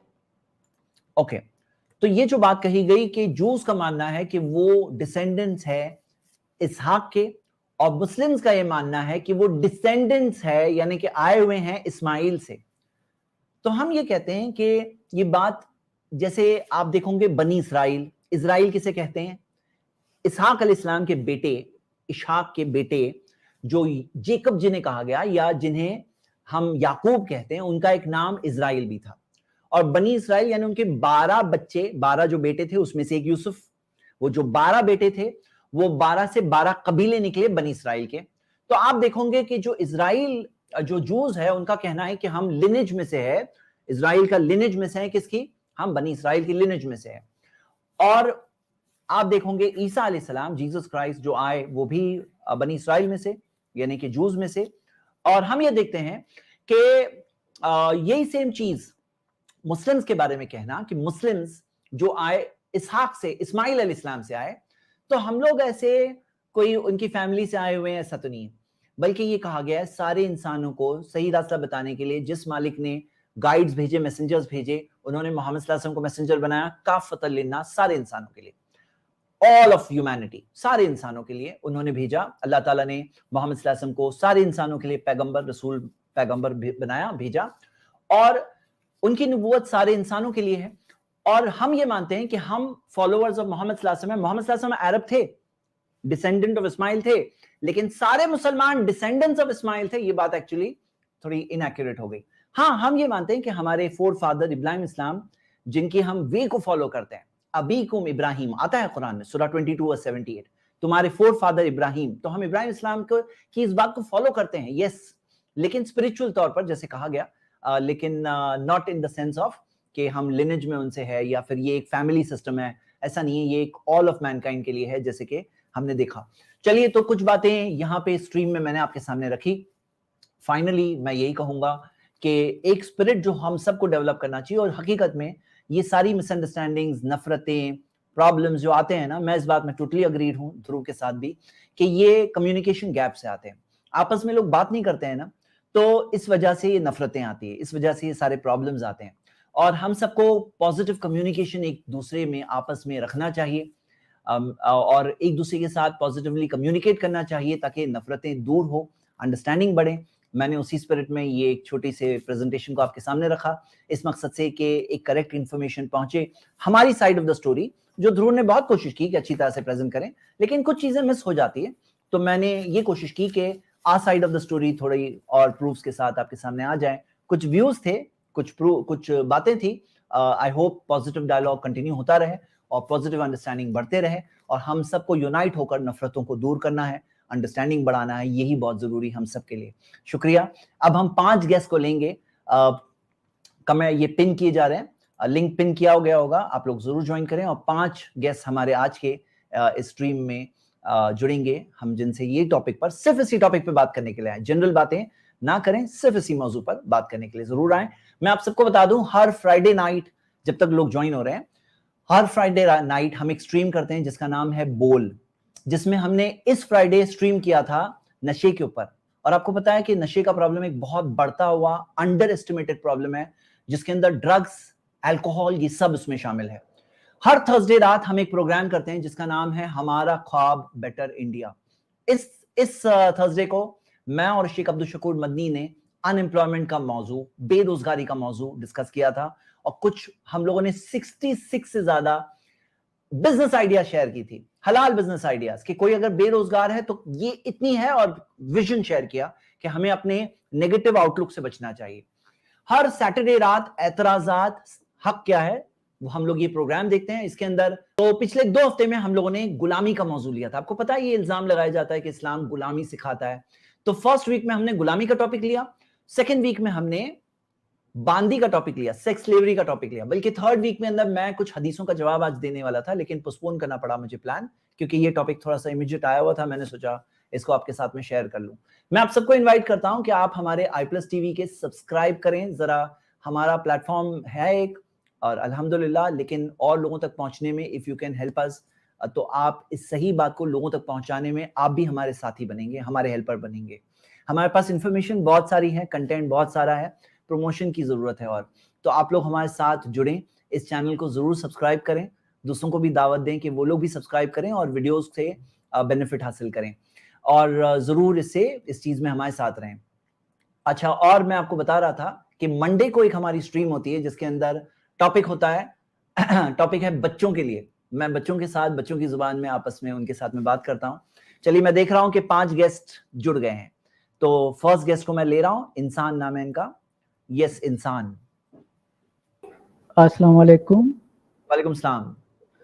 हाँ जी ज़ैद भाई, मेरा एक सवाल था जी, कि अभी जैसे दुनिया तो बहुत ज़्यादा डेवलप हो गई है, और मतलब ऑलमोस्ट सारे दुनिया जो एक्सप्लोर किया गया है, मतलब जितना मतलब जेम्स वेब टेलीस्कोप जब हम जा रहे हैं यूनिवर्स में देखने, तो कुरान पाक में जब जिक्र आता है याजूज माजूज का, कि उनको किसी लोहे के वाल के पीछे ना किया हुआ है, तो उसको हम किस तरह से एक्सप्लेन कर सकते हैं कि मतलब वो किधर है? हम अभी तक उनको डिस्कवर तो हो जाना चाहिए था, क्योंकि बात तो इस दुनिया की हो रही है ना। जी देखिए, आप इस बारे में एक चीज देख सकते हैं कि पूरी दुनिया में हर चप्पा चप्पा अभी तक ऑब्जर्व हो गया ऐसा नहीं है। कितनी चीजें हैं जो कवर्ड हैं, कितनी चीजें हैं जो विजिबल नहीं है, सैटेलाइट से भी विजिबल नहीं है। और ये कहना कि हर चप्पा चप्पा हमने देख लिया, ऐसा नहीं है। अभी भी बहुत कुछ है जो नहीं देखा है हमने, और बहुत सारी चीजें हैं जो हमारे ऑब्जर्वेशन में नहीं आई है। इसकी बहुत सारी मिसालें हैं। तो याजूज माजूज कहाँ है, ये बात मैं आपको बता दूं कि उनका जो जिस टाइम पे वो आएंगे, ये एक मिनट, आपको थोड़ा म्यूट करना होगा। जो टाइम पे वो आएंगे, याजूज माजूज जिस टाइम पे आएंगे, तो वो टाइम पर उस टाइम पे वो मल्टीप्लाई होंगे। अब ये एक ऐसी रेस है जिनके बारे में हम देखते हैं कि कुछ डिटेल्स जिक्र है हदीस में और बहुत सारी चीजें नहीं जिक्र है। तो वो उस टाइम की बात है कि वो मल्टीप्लाई होने वाले हैं। अभी मल्टीप्लाइड स्टेट में ऐसा कहीं नहीं दिया है, अभी मिलियंस एंड मिलियंस की तादाद है, ऐसा कहीं नहीं दिया है। हो सकता है उनकी तादाद कम है और वो कोई एक पर्टिकुलर तरीके से मल्टीप्लाई होने वाले हैं उस टाइम पर। तो ये बात इसके बारे में सिंपल है। और मैं आपको एक सिंपल मिसाल से बताऊंगा। मार्को पोलो जब चाइना गए थे, तो मार्को पोलो ने रिपोर्ट किया चाइना ऐसा है, ऐसा है, ऐसा है, ऐसा है, लेकिन ग्रेट वॉल ऑफ चाइना को मेंशन ही नहीं किया। तो हम क्या देखते हैं कि एक रूल है, absence of evidence is not evidence of absence. किसी चीज का प्रूफ ना होना उसके वजूद के नहीं होने की दलील नहीं है। मतलब कोई चीज के बारे में अगर किसी ने नहीं देखा, उसके मतलब ये नहीं कि वो है ही नहीं दुनिया में। समझ रहे हैं आप? तो यही बात है याजूज माजूज के ताल्लुक से। यही बात मैं आपके साथ में शॉर्ट में शेयर कर रहा हूं इस सवाल के जवाब के तौर पर। चलिए, थैंक यू फॉर कमिंग, जज़ाकल्लाह खैर। Next, voice of Janata. Yes, voice of जनता। अस्सलाम वालेकुम। वालेकुम सलाम रहमतुल्लाहि व बरकातुहू। जैद साहब, मैं ये कह रहा था, कल आपका टॉपिक 72 हो रहा है ना, तो उसके साथ में 1000 अफसर आए, वो साथ में लेके चलना प्लीज, क्योंकि अभी ठीक है। आपको मालूम है 72 के ऊपर अभी फिल्म बनाई है, क्या क्या ड्रामा, क्या क्या खंडाएंगे ये लोग। उसके लिए बोल रहा हूँ, ताकि हमारे जो लड़के हैं ना, जो यूट्यूब पे क्लिप डालते हैं, उसके साथ में वो क्लिप काट के वो भी डाले अलग अलग अपने अपने चैनल पे, तो सबको ये मालूम पड़ेगा ना 72 हो रही नहीं, 1000 अफसर है, वो अच्छी है, ज्यादा है। जी, सजेशन आपका अच्छा है। इंशाल्लाह कल हमारा जब प्रेजेंटेशन आप देखेंगे पावर पॉइंट के साथ में, तो आपको और भी डिटेल्स पता चलेगी इंशाल्लाह। हाँ, थैंक्स फॉर कमिंग, शुक्रिया। Mister x. अस्सलाम वालेकुम या रहमतुल्लाह। वालेकुम सलाम रहमतुल्लाहि व बरकातुहू। बात क्रिश्चियनिटी, एथिज्म और इस पे किताबों पर ही चल रही थी। तो फिर अहलुल किताब मतलब जो कुरान है, तौरात है, इंजील है, अगर इंजील को आज के ज़माने में अगर रिसर्च करने जाए और एक्चुअल इंजील क्या उतरी है अगर रिसर्च करने जाए, तो क्या पॉसिबल है उसको ढूंढना, मतलब जो आज के टाइम पे निकले, अगर एक्चुअल इंजील में क्या क्या उतरा था, क्योंकि ईसाइयों ने तो फेर बदल कर करके। जी, जैसे ब्रदर आपने जो इंजील के बारे में, जैसे प्रीवियस प्रॉफिट्स को, पिछले नबियों को किताबें दी गई, और वो किताबों में हम देखते हैं कि इंजील भी उन प्रीवियस किताबों में से जो ईसा अलैहिस्सलाम को दी गई, उस जमाने और दौर के लिए थी, उस पीरियड के लिए थी। जब उसका पीरियड खत्म हो गया, तो अल्लाह ताला, गॉड अलमाइटी, ऊपर वाला जानता है कि कौन सी चीज किस जमाने के लिए है, किस दौर के लिए, किस पीरियड के लिए।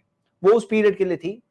जब उसका पीरियड खत्म हो गया, तो उसके उस डिवाइन विजडम में वो चीज अपने प्योर फॉर्म में, अपने अनकरप्टेड फॉर्म में आज मौजूद नहीं है। आज मौजूद नहीं है, जैसा कि हमने कई मिसालें आज भी देखी और भी देख सकते हैं। कुरान में भी दिया हुआ है, युहर्रिफून अल कलिमा अन मवादीही, कि वो लोगों ने बातों को अपनी जगह से बदल दिया और काफी कुछ भूल गए। तो काफी सारी चीजें वो भूल गए, चीजों को बदली गई, और ये चीजें आप देख सकते हैं। मैं, आज का टॉपिक नहीं है तो मैं उसके डिटेल में नहीं जा रहा हूं। तो अब यहाँ पे माय ब्रदर, ऐसा है मामला कि मैं आपको एक मिसाल से पूछूंगा कि आप बताओ कि आप डॉक्टर के पास कभी बीमार हो गए हो? कभी बीमार हो और डॉक्टर के पास गए हो? बहुत बार। हाँ, अब ऐसा कभी हुआ है कि डॉक्टर ने आपको कहा है कि ये नहीं खाना, वो नहीं खाना, ऐसा कहा है आपसे कभी? हाँ, कहा होगा। ओके, जैसे सर्दी में कहते हैं कि ठंडा मत खाना, जी तो जी। आप जब ठीक होने के बाद जाएंगे तो डॉक्टर क्या कहेगा? अभी खा खा सकते हो। सकते हैं। तो वो पिछला जो रूल था वो उस जमाने के लिए था जब आप बीमार थे, और उसके बाद में जब आप खा सकते हैं तो रूल चेंज होता है। और यही एक विजडम है कि जो चीज होती है अपनी सिचुएशन के हिसाब से होती है। तो अल्लाह ने पिछली किताबों को भेजा उस जमाने के, उस दौर के लिए। अब लास्ट बुक कुरान के आप मिरेकल देखिए, 1400 साल चले गए अनचेंज्ड, कोई बदल नहीं सकता। मिलियंस ऑफ लोग हैं कुरान के हाफिज जिन्होंने कुरान को याद किया है, और सिर्फ कुरान के अंदर आप देखिए 10 अलग अलग आप देखोगे क़िराअत मौजूद है, सबके सबकी मुतवातिर चेन्स ऑफ नरेशन है। यानी कि इतने सारे नरेटर्स हैं हर जमाने और दौर में कि उन सबको अलग अलग इलाके के सबके सब मिलकर कोई चीज को फेक करेंगे या कोई चीज को चेंज कर देंगे, पॉसिबल ही नहीं है। ये 10 अलग अलग क़िराअतों की मुतवातिर चेन्स ऑफ नरेशन है। ये एक अल्लाह का मिरेकल है कुरान के ताल्लुक से, जैसा कि हम देख सकते हैं। चलिए, थैंक्स फॉर कमिंग। हमारे सेकंड लास्ट गेस्ट दावा ड्यूड, गेस्ट अपने आप को अनम्यूट करें जी। अस्सलाम वालेकुम शेख ज़ैद पटेल साहब। फर्स्ट ऑफ ऑल मैं आपका शुक्रिया अदा करता हूँ। आपने बहुत रिसर्च करके बहुत ज़्यादा खूबसूरत प्रेजेंटेशन बनाया, बड़ा क्लियर है। एक चीज़ आज की प्रेजेंटेशन में मैं जानना चाहूँगा कि जूश लोगों का, मैं जब दावे पे होता हूँ तो बोलते हैं कि इस्माइल जो है वो बड़ा है बेटा और वो छोटा है इसहाक का, लेकिन जो है कुर्बानी जो है वो इसहाक की है, इस्माइल की नहीं है। तो ये हमारे पास कोई इन्फॉर्मेशन है कि इस्माइल की कुर्बानी हुई है और कुरान से साबित है या ऑथेंटिक सुन्नत से साबित है? कुछ इस तरह से रेफरेंस मिल जाएगा? देखिए, कुरानिक सोर्सेस से तो है ही हमारे पास, हदीस से तो है ही, लेकिन जहां तक अगर आप क्रिश्चियन सोर्सेस से बात करें कि इस्माइल का सैक्रिफाइस था, मेरे पास अभी उसका रेडी प्रेजेंटेशन नहीं है, लेकिन हम इस क्वेश्चन को पेंडिंग रख सकते हैं। आप अगर हमारे इसी प्रोग्राम में एतराजात में अगले सैटरडे आए तो मैं इसका प्रेजेंटेशन देने की कोशिश करूंगा इंशाल्लाह, क्योंकि मैं जानता हूं, क्योंकि अभी कुर्बानी के दिन भी है, तो ये एक रेलेवेंट क्वेश्चन है, इसको हम कवर करेंगे इंशाल्लाह। ओके, जज़ाकल्लाह खैर। एक और चीज़ मैं आपको थोड़ा इन्फॉर्मेशन देना चाह रहा हूँ। मैंने रिसेंटली देखा है कुछ क्रिश्चियन चैनल है, एक कहता है हिस्ट्री वैली है, इंग्लिश चैनल है, दूसरा मिथ विजन है। वहाँ पर 5-7 डॉक्टर PhD क्रिश्चियन स्कॉलर हैं, उन्होंने क्रिश्चियनिटी छोड़ दी। उन्होंने ये देखा है कि होमर में जो ग्रीक मिथिकल जो एपिक है उनका, उसमें एक कैरेक्टर है हेक्टर। उन्होंने देखा कि उसकी जो सारी की सारी टेम्पलेट है वो मार्क ने कॉपी की है, हेक्टर का नाम चेंज करके जीसस किया हुआ। इस तरह कुछ उस चीज़ को देखें, आप पता करें कि क्या ये सच है, कितना है, क्योंकि 5 बड़े बड़े स्कॉलर जो हैं, डॉक्टर हैं, PhD हैं, उन्होंने क्रिश्चियनिटी छोड़ी है इसी महीने एक्चुअली। तो ये हाँ, तो एक नई डिस्कवरी है, शायद दावे में ये एंगल को भी आप यूज कर सकते हैं फ्यूचर। जी, मैं आपको एक बता ही देता हूं इसके बारे में, 1 मिनट रुकिए इंशाल्लाह।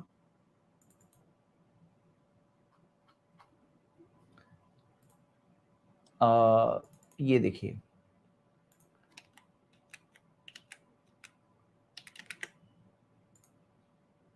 यहां आप देख सकते हैं ये क्या है, 2 किंग्स चैप्टर 19 और आइजाया chapter 37, 100% same chapters, 100% same chapters, यानी कि वर्स टू वर्स सेम है और पूरे पूरे चैप्टर सेम है। और ऐसे सेम चैप्टर्स में आपको ये चैप्टर्स जो लिस्ट दिए ना, left side and right side, ये सेम चैप्टर्स है, पूरे के पूरे चैप्टर सेम है, एक दो नहीं, ऐसे इतने सारे चैप्टर्स है जो word to word same chapters है, यानी पूरा सेम रेवलेशन। यानी एक होता है एम्फेसिस के लिए कोई आयत कई बार है, रिपीटेड है, जैसे कुरान में आता है मल्टीपल टाइम्स रिपीटेड, लेकिन वर्ड टू वर्ड पूरा के पूरा चैप्टर सेम आए, ये एक बात है काबिल गौर, और पूरे पूरे वर्सेस सेम आए, ये भी काबिल गौर। ये सारे जो देख रहे हैं, मैं 3 देखो कितनी स्लाइड बता रहा हूँ, 1 बताया, 2 बताया, 3, 4, 5, 6, 235 प्लेसेस में फुल रेपिटेशंस, 235 प्लेसेस में। तो चलिए, ये बातों में से एक बात है, जैसे मैंने एक पूरा प्रेजेंटेशन बनाया है, उसमें से ये भी एक पॉइंट है, 12 पॉइंट्स में से एक पॉइंट ये रेपिटेशंस है जो मैंने बाइबल के ताल्लुक से रखा है, क्योंकि आपने एक रिलेटेड सवाल पूछा, मैंने आपके साथ शेयर किया। Thank you for coming. वो एक हमारे आखिरी guest Arif MPJR, sorry Arif मैंने कहा लेकिन किसी और का नाम क्लिक हो गया जी। तो हम उनको भी लेंगे। हाँ जी, वालेकुम सलाम। 2 गेस्ट खैरियत लेंगे। से हैं ज़ैद साहब? अल्हम्दुलिल्लाह खैरियत से हूँ मैं, आप भी खैरियत से उम्मीद करता हूँ। जी अल्हम्दुलिल्लाह, दुआएं हैं आपकी। मुझे एक्चुअली ये पता करना था, जैसे वो होता है ना, कुरान शरीफ की आयतें जो होती हैं, जैसे वहाँ पे कार्बन डेटिंग हुई थी अभी उसी देश में, मिडिल ईस्ट में कहीं, तो वो हमारे जी। नबी के टाइम की थी, राइट? ओके। तो नबी के टाइम की किसी जानवर की खाल पे लिखी हुई थी वो, तो उस कंडीशन में मतलब ये पता लगता है कि ये आयतें सही नहीं। मैंने ये जो सच वाला वगैरह इनसे यहाँ पे सुन लिया था, गलती से चले जी गया था इनके चैनल पे, तो नहीं जाऊंगा, वो तो मेरे को बता दिया था मुफ्ती आज़म साहब ने भी। जी तो इसमें आप क्या कहते हैं कि क्योंकि वो बताता है कि थोड़ा सा डिफरेंट है और अब की आयतें ऐसी हैं, पहले की आयतें वैसी थी। जी जी जी ठीक है। इसके अंदर अगर आप देखोगे तो आमतौर पे जो सवाल जो उठाया जाता है ना, वो सना मैन्युस्क्रिप्ट के ताल्लुक से पूछा जाता है, सना मैन्युस्क्रिप्ट। और सना मैन्युस्क्रिप्ट के बारे में आप देख सकते हो कि उसके बारे में पहले तो कहाँ मिली थी कि यमन के अंदर, सना शहर के अंदर, मस्जिद के जो एटिक के गुंबद के अंदर जो होता है वहां मिली थी। हाँ, और उसके अंदर ये देखा गया कि 2 स्क्रिप्ट्स है, एक ऊपर का लेयर है और एक नीचे का लेयर है। ऊपर का लेयर प्रेजेंट डे कुरान के साथ सेम है, लेकिन नीचे का जो लेयर है, जो सेकंड लेयर जो दिख रहा है, उसके अंदर कुछ वेरिएशंस दिख रहे हैं। और वो क्या है? पैलिम्पसेस्ट है। पैलिम्पसेस्ट, पैलिम्पसेस्ट किसको बोलते हैं? कि जैसे आपको पता है स्लेट होती है, स्लेट उसको मिटाकर उस पर लिखते हैं। पैलिम्पसेस्ट का मतलब ये होता है कि उसके अंदर एक चमड़ा है, चमड़े के ऊपर लिखा, फिर लिख करके मिटाया, फिर से लिखा। तो ये उस जमाने में, क्योंकि चमड़ा बहुत कॉस्टली होता था, तो इस जमाने में होता था। अब वो उसके अंदर जो पिछला जो मिटाया हुआ है, क्योंकि वो भी हम देखते हैं कि देखा जा सकता है, और क्योंकि मेटालिक इंक होती थी तो उसी वजह से वो अभी भी विजिबल हो जाता है। तो जो नीचे का लेयर जो मिटाया हुआ है, वो मौजूद लेयर नहीं है पहले तो, जो भी उसका ओरिजिनल है उसने उसको मिटाया है खुद ही। और वो जो मिटाया है उसके अंदर उनको वेरिएशन मिल रहा है, कुछ कुछ चीजें। तो यहाँ पे एक बात ये है कि भाई क्या ये पॉसिबल नहीं है कि कोई एक पर्सन नरेट कर रहे हैं, उस्ताद स्टूडेंट्स को, पॉसिबल है कि नहीं है? स्टूडेंट्स को नरेट कर रहे हैं बिल्कुल, और बिल्कुल, स्टूडेंट्स ने लिखने में कोई मिस्टेक कर दी। लेकिन सबसे कई इंडिकेशन मिले, उसमें से एक मैं आपको बता रहा हूं। आपको पता है सूरह तौबा में बिस्मिल्लाह नहीं है? हाँ, बिस्मिल्लाह नहीं है, आपको मालूम है ना? कुरान में 114 सूरतों में जी 113 में बिस्मिल्लाह है और एक में बिस्मिल्लाह नहीं है, सूरह तौबा में। और जी वहां पर उस कुरान में क्या लिखा है मालूम है? कि ला तकुल बिस्मिल्लाह, इसमें बिस्मिल्लाह मत पढ़ो, लिखा हुआ है। पता क्या चलता है? ये एक स्टूडेंट है जो अपना एक इंस्ट्रक्शन लिख रहा है। अब इसके अंदर वो वर्ड्स, पूरे एग्जैक्ट वर्ड्स वहां पे मौजूद है। पता क्या चला? ये इंडिकेट कर रहा है कि ये एक ऑफिशियल कॉपी नहीं है। लेकिन चलो, अब किसी ने सवाल पूछा है तो मैं एक मुख्तसर में आपको एक बात बता ही दूं, क्योंकि आपने पूछा है तो मैं ये पावर पॉइंट के साथ आपको बताऊं। देखो ये क्या दिख रहा है आपको, ये है एक सनद, चेन ऑफ नरेशन। किसका? कुरान का। जो कुरान की आपको पता है 10 अलग अलग किरातें हैं, जो सब मुतवातिर में बोल रहा था ना, सबके सब किरातों के ऐसे चेन ऑफ नरेशन है, नबी सल्लल्लाहु अलैहि वसल्लम के जमाने से लेकर आज के जमाने तक। और इतने सारे हैं कि ये सब मुतवातिर दर्जे तक जाते हैं ये कुरान के अंदर पूरे। तो कुरान जो आता है ना, मेमोरी से और वेरीफाइबल है। आप देखो कि ओरल ट्रेडिशन आज भी मौजूद है। दुनिया के अंदर कितनी लाख मस्जिदें हैं, और हर मस्जिद के अंदर कितनी लाख नहीं, मिलियन, कितनी मिलियन मस्जिदें हैं, मोर देन 3 मिलियन मस्जिदें हैं, एक एस्टिमेट मैंने पढ़ा था। हर मस्जिद के अंदर मल्टीपल कई हाफिज होते हैं कुरान के, यानी कम से कम 10 मिलियन से ज्यादा कुरान के हाफिज यानी दुनिया में मौजूद हैं। तो आप सोचो कि फुल कुरान लर्न किया है, तो ये एक ऐसी चीज है वेरीफाइबल, कोई भी देख सकता है। और इसके मेमोराइजर्स है, और उनमें इत्तेफाक है, इत्तेफाक आपको मिलेगा, कंसेंसस है मुसलमानों का। और अगर आप देखोगे कि ये जो बोल रहे हैं ना, आपको मैं मिसाल दे रहा हूं, ये देखो बर्मिंघम मैन्युस्क्रिप्ट, ये जो फोलियोज मिले ये नबी सल्लल्लाहु अलैहि वसल्लम के जमाने के डेटेड है। और आप देखोगे कि इसके अंदर कुरान से 0% डिफरेंस, सेम टू सेम।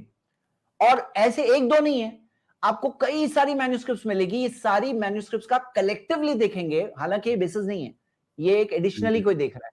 तो ऐसी कई सारी मैन्युस्क्रिप्ट्स को मैच करेंगे। तो जैसे मिसाल करो के तौर पर कोई भी आयत के बारे में कोई डाउट करता है, अरे ये आयत ऐसी थी नहीं थी, पहले तो इतना सारा ओरल ट्रेडिशन है, सनदें हैं, मेमोराइजर्स है, हाफिज मौजूद है, वो हमारा बेसिस है। लेकिन मैन्युस्क्रिप्ट से देखोगे तो आपको हर आयत की कई सारी मैन्युस्क्रिप्ट्स मिलेगी। ऐसी वेबसाइट्स भी अवेलेबल है आज, जिसमें आप ये मैन्युस्क्रिप्ट जाकर देख सकते हैं, और कोई भी किसी का क्वेश्चन होना, क्वेश्चन का आंसर हम वहीं पे देख सकते हैं। इसको आप अगर दूसरे रिलीजन से कंपेयर करोगे, एक मिसाल से समझिए कि जुडाइज्म के अंदर भी तो किताबें हैं मौजूद। मोसेस कब थे? लेकिन मोसेस आज से तकरीबन कहते हैं 1400 साल, 1450 साल पहले थे, आज से नहीं, जीसस का इसके 1450 साल, यानी आज से तकरीबन 3500 साल पहले। लेकिन जी। आपको डेड सी स्क्रोल जो मिलेंगे वो तकरीबन जो सबसे पुराने जो ओल्ड टेस्टामेंट मिलता है, सबसे पुराना डेड सी स्क्रोल्स, तो वो जो है तकरीबन 150 बीसी से 70 सी के बीच में, यानी कि मोसेस और उसके बीच में तकरीबन 1250-1300 साल का फर्क है। 1250-1300 साल का फर्क है मैन्युस्क्रिप्ट में और ओरिजिन में। उसी तरह क्रिश्चियनिटी में आप मिसाल देख सकते हो, ये स्क्रीन को देखोगे तो अलग अलग मजहब की किताबों में कब वो किताब आई थी और कब की ओल्डेस्ट मैन्युस्क्रिप्ट है, तो आपको इस्लामिक सोर्सेज में पहले तो ओरल ट्रेडिशन मिलती है, इतने सारे यानी हाफिज मिलते हैं, वो मेंटेन्ड ट्रेडिशन मिलती है, सनदें मिलती है, चेन ऑफ नरेशन, वो नरेशन के अंदर जो जो रावी है उनके बारे में इंफॉर्मेशन मिलती है, और फिर उसके बाद में आपको मैन्युस्क्रिप्ट्स भी मल्टीपल मैन्युस्क्रिप्ट्स मिलती है, हर आयत के बारे में आपको कईयों गुना प्रूफ मिलता है, यानी कि आउट ऑफ द डाउट के बहुत आगे। हम लोगों ने एक्सट्रीम किया था जिसमें बाज ऐसे बोगस सवाल बाज लोग अप्रिशिएट नहीं करना चाहते, they don't want to be honest about it, वो देखना नहीं चाहते हैं, सिर्फ एक अपना एजेंडा लेके बैठे हैं, और वो वर्ल्डली तौर पर, दुनियावी तौर पर थोड़े दिनों के लिए कर सकते हैं।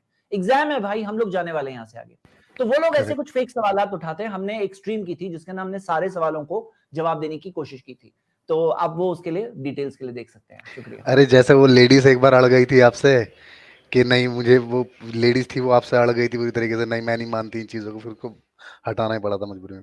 अच्छा जैद साहब, बहुत अच्छा आपने समझाया, और जो आपके जो स्ट्रीम थी उनके साथ, साहिल के साथ, उसके लिए मैं आपको मुबारकबाद देना चाहता हूँ, वो बहुत अमेजिंग थी, और अल्लाह आपको जज़ाए खैर दे हमेशा इसके लिए। और जैद साहब मेरे को ये बताइए, मैं कैसे इल्हाद के लिए पढ़ूं, मतलब मैं अभी स्टार्टिंग भी करूं तो बेसिक से कैसे स्टार्टिंग करूं? आपको रेडीमेड मटेरियल मिलेगा ना, डोंट रीइन्वेंट द व्हील, आपको रेडीमेड सवालों जवाब मिलेंगे। हम लोग अल्हम्दुलिल्लाह हंड्रेड्स ऑफ सवालों के जवाब रेडी करके बैठे हैं, पावर पॉइंट्स। हाँ जी, तो आप जरूर उसके अंदर रेडीमेड मटेरियल लीजिए इंशाल्लाह। मैं एक वेबसाइट पर अवेलेबल करने वाला हूँ बहुत जल्द मेरा सारा मटेरियल इंशाल्लाह। हाँ शुक्रिया, जज़ाकल्लाह खैर। तो आपको हमारे व्हाट्सएप आज के नंबर है आखिरी उसी गेस्ट, पे वो करूं मैं? हमारे iPlus TV को आप कांटेक्ट करें इंशाल्लाह, और बहुत जल्द मैं वो वेबसाइट पे मेरे सारे पावर पॉइंट्स अवेलेबल करने वाला हूँ सब लोगों के लिए। हाँ जी शुक्रिया। आखिरी गेस्ट अस्सलाम हमारे वालेकुम सैयद शकील साहब। रादर। वालेकुम सलाम। अस्सलाम वालेकुम सैयद साहब। सैयद वालेकुम साहब, सलाम रहमतुल्लाह। वैसे मैं आपको, वैसे अभी कोई सवाल नहीं रह गया, लेकिन मैं आपको अप्रिशिएट करना चाहता हूँ। मैं बहुत टाइम से आपको फॉलो कर रहा हूँ, जब से लगभग आप एक्स मुस्लिम के साथ डिबेट कर रहे थे लास्ट टाइम, तब से मैं लगभग हर दिन आपका हर एक वीडियो देखता हूँ, और लगभग मैं नोट्स भी बना लेता हूँ उसके, क्योंकि बहुत अच्छा, आजकल मैं देख रहा हूँ कि इस वाले इरा में मतलब बहुत ज़्यादा लोग, मतलब थोड़ी सी कहीं पे हमारी मतलब एक हदीस होती है ना किसी मतलब टॉपिक के रिलेट, बस वो वही पकड़ लेते हैं, और आज बच्चों को कन्विंस करना बहुत ईज़ी होता है। वो रेफरेंस सही मुस्लिम से देते हैं या फिर इस्लाम 360 से देते हैं, तो कन्विंस हो जाता है इंसान। मैंने भी ऐसे कोई वीडियो मुझे रिकमेंड हुआ था, और फिर मैंने देखा हाँ, सच में ये तो है। फिर मैंने ऐसे सर्च किया, मैंने आपका डिबेट देखा, और वहाँ से वो चीज़ क्लियर हो गई। सो मैं आपको अप्रिशिएट करना चाहता हूँ, मतलब इतनी डीप रिसर्च होती है ना आपकी, मतलब पूछिए मत, मतलब बहुत ज़्यादा मुतासिर हुआ हूँ आपसे। प्लस जो all Durr credit Rathi to का अल्लाह। मैंने आज सुबह ही देखा था, सुबह ही आज लगभग कुछ टाइम पहले 5 घंटे पहले मैंने उनका वीडियो देखा था, तो तभी मुझे लगा था नहीं, ये मतलब डाउट मतलब क्लियर करने की कोशिश नहीं कर रहे, ये बढ़ाने की कोशिश कर रहे, थोड़ी-थोड़ी सी नहीं, बातें मैं ऐसा नहीं ऐसी मिक्स करूँगा। कर रहे हैं, ऐसी हम उनको बेनिफिट ऑफ डाउट देंगे, हम इसमें बेनिफिट ऑफ डाउट देंगे। जी, एक जी। होता है जी, जी, इंसान है। ऐसा भी है।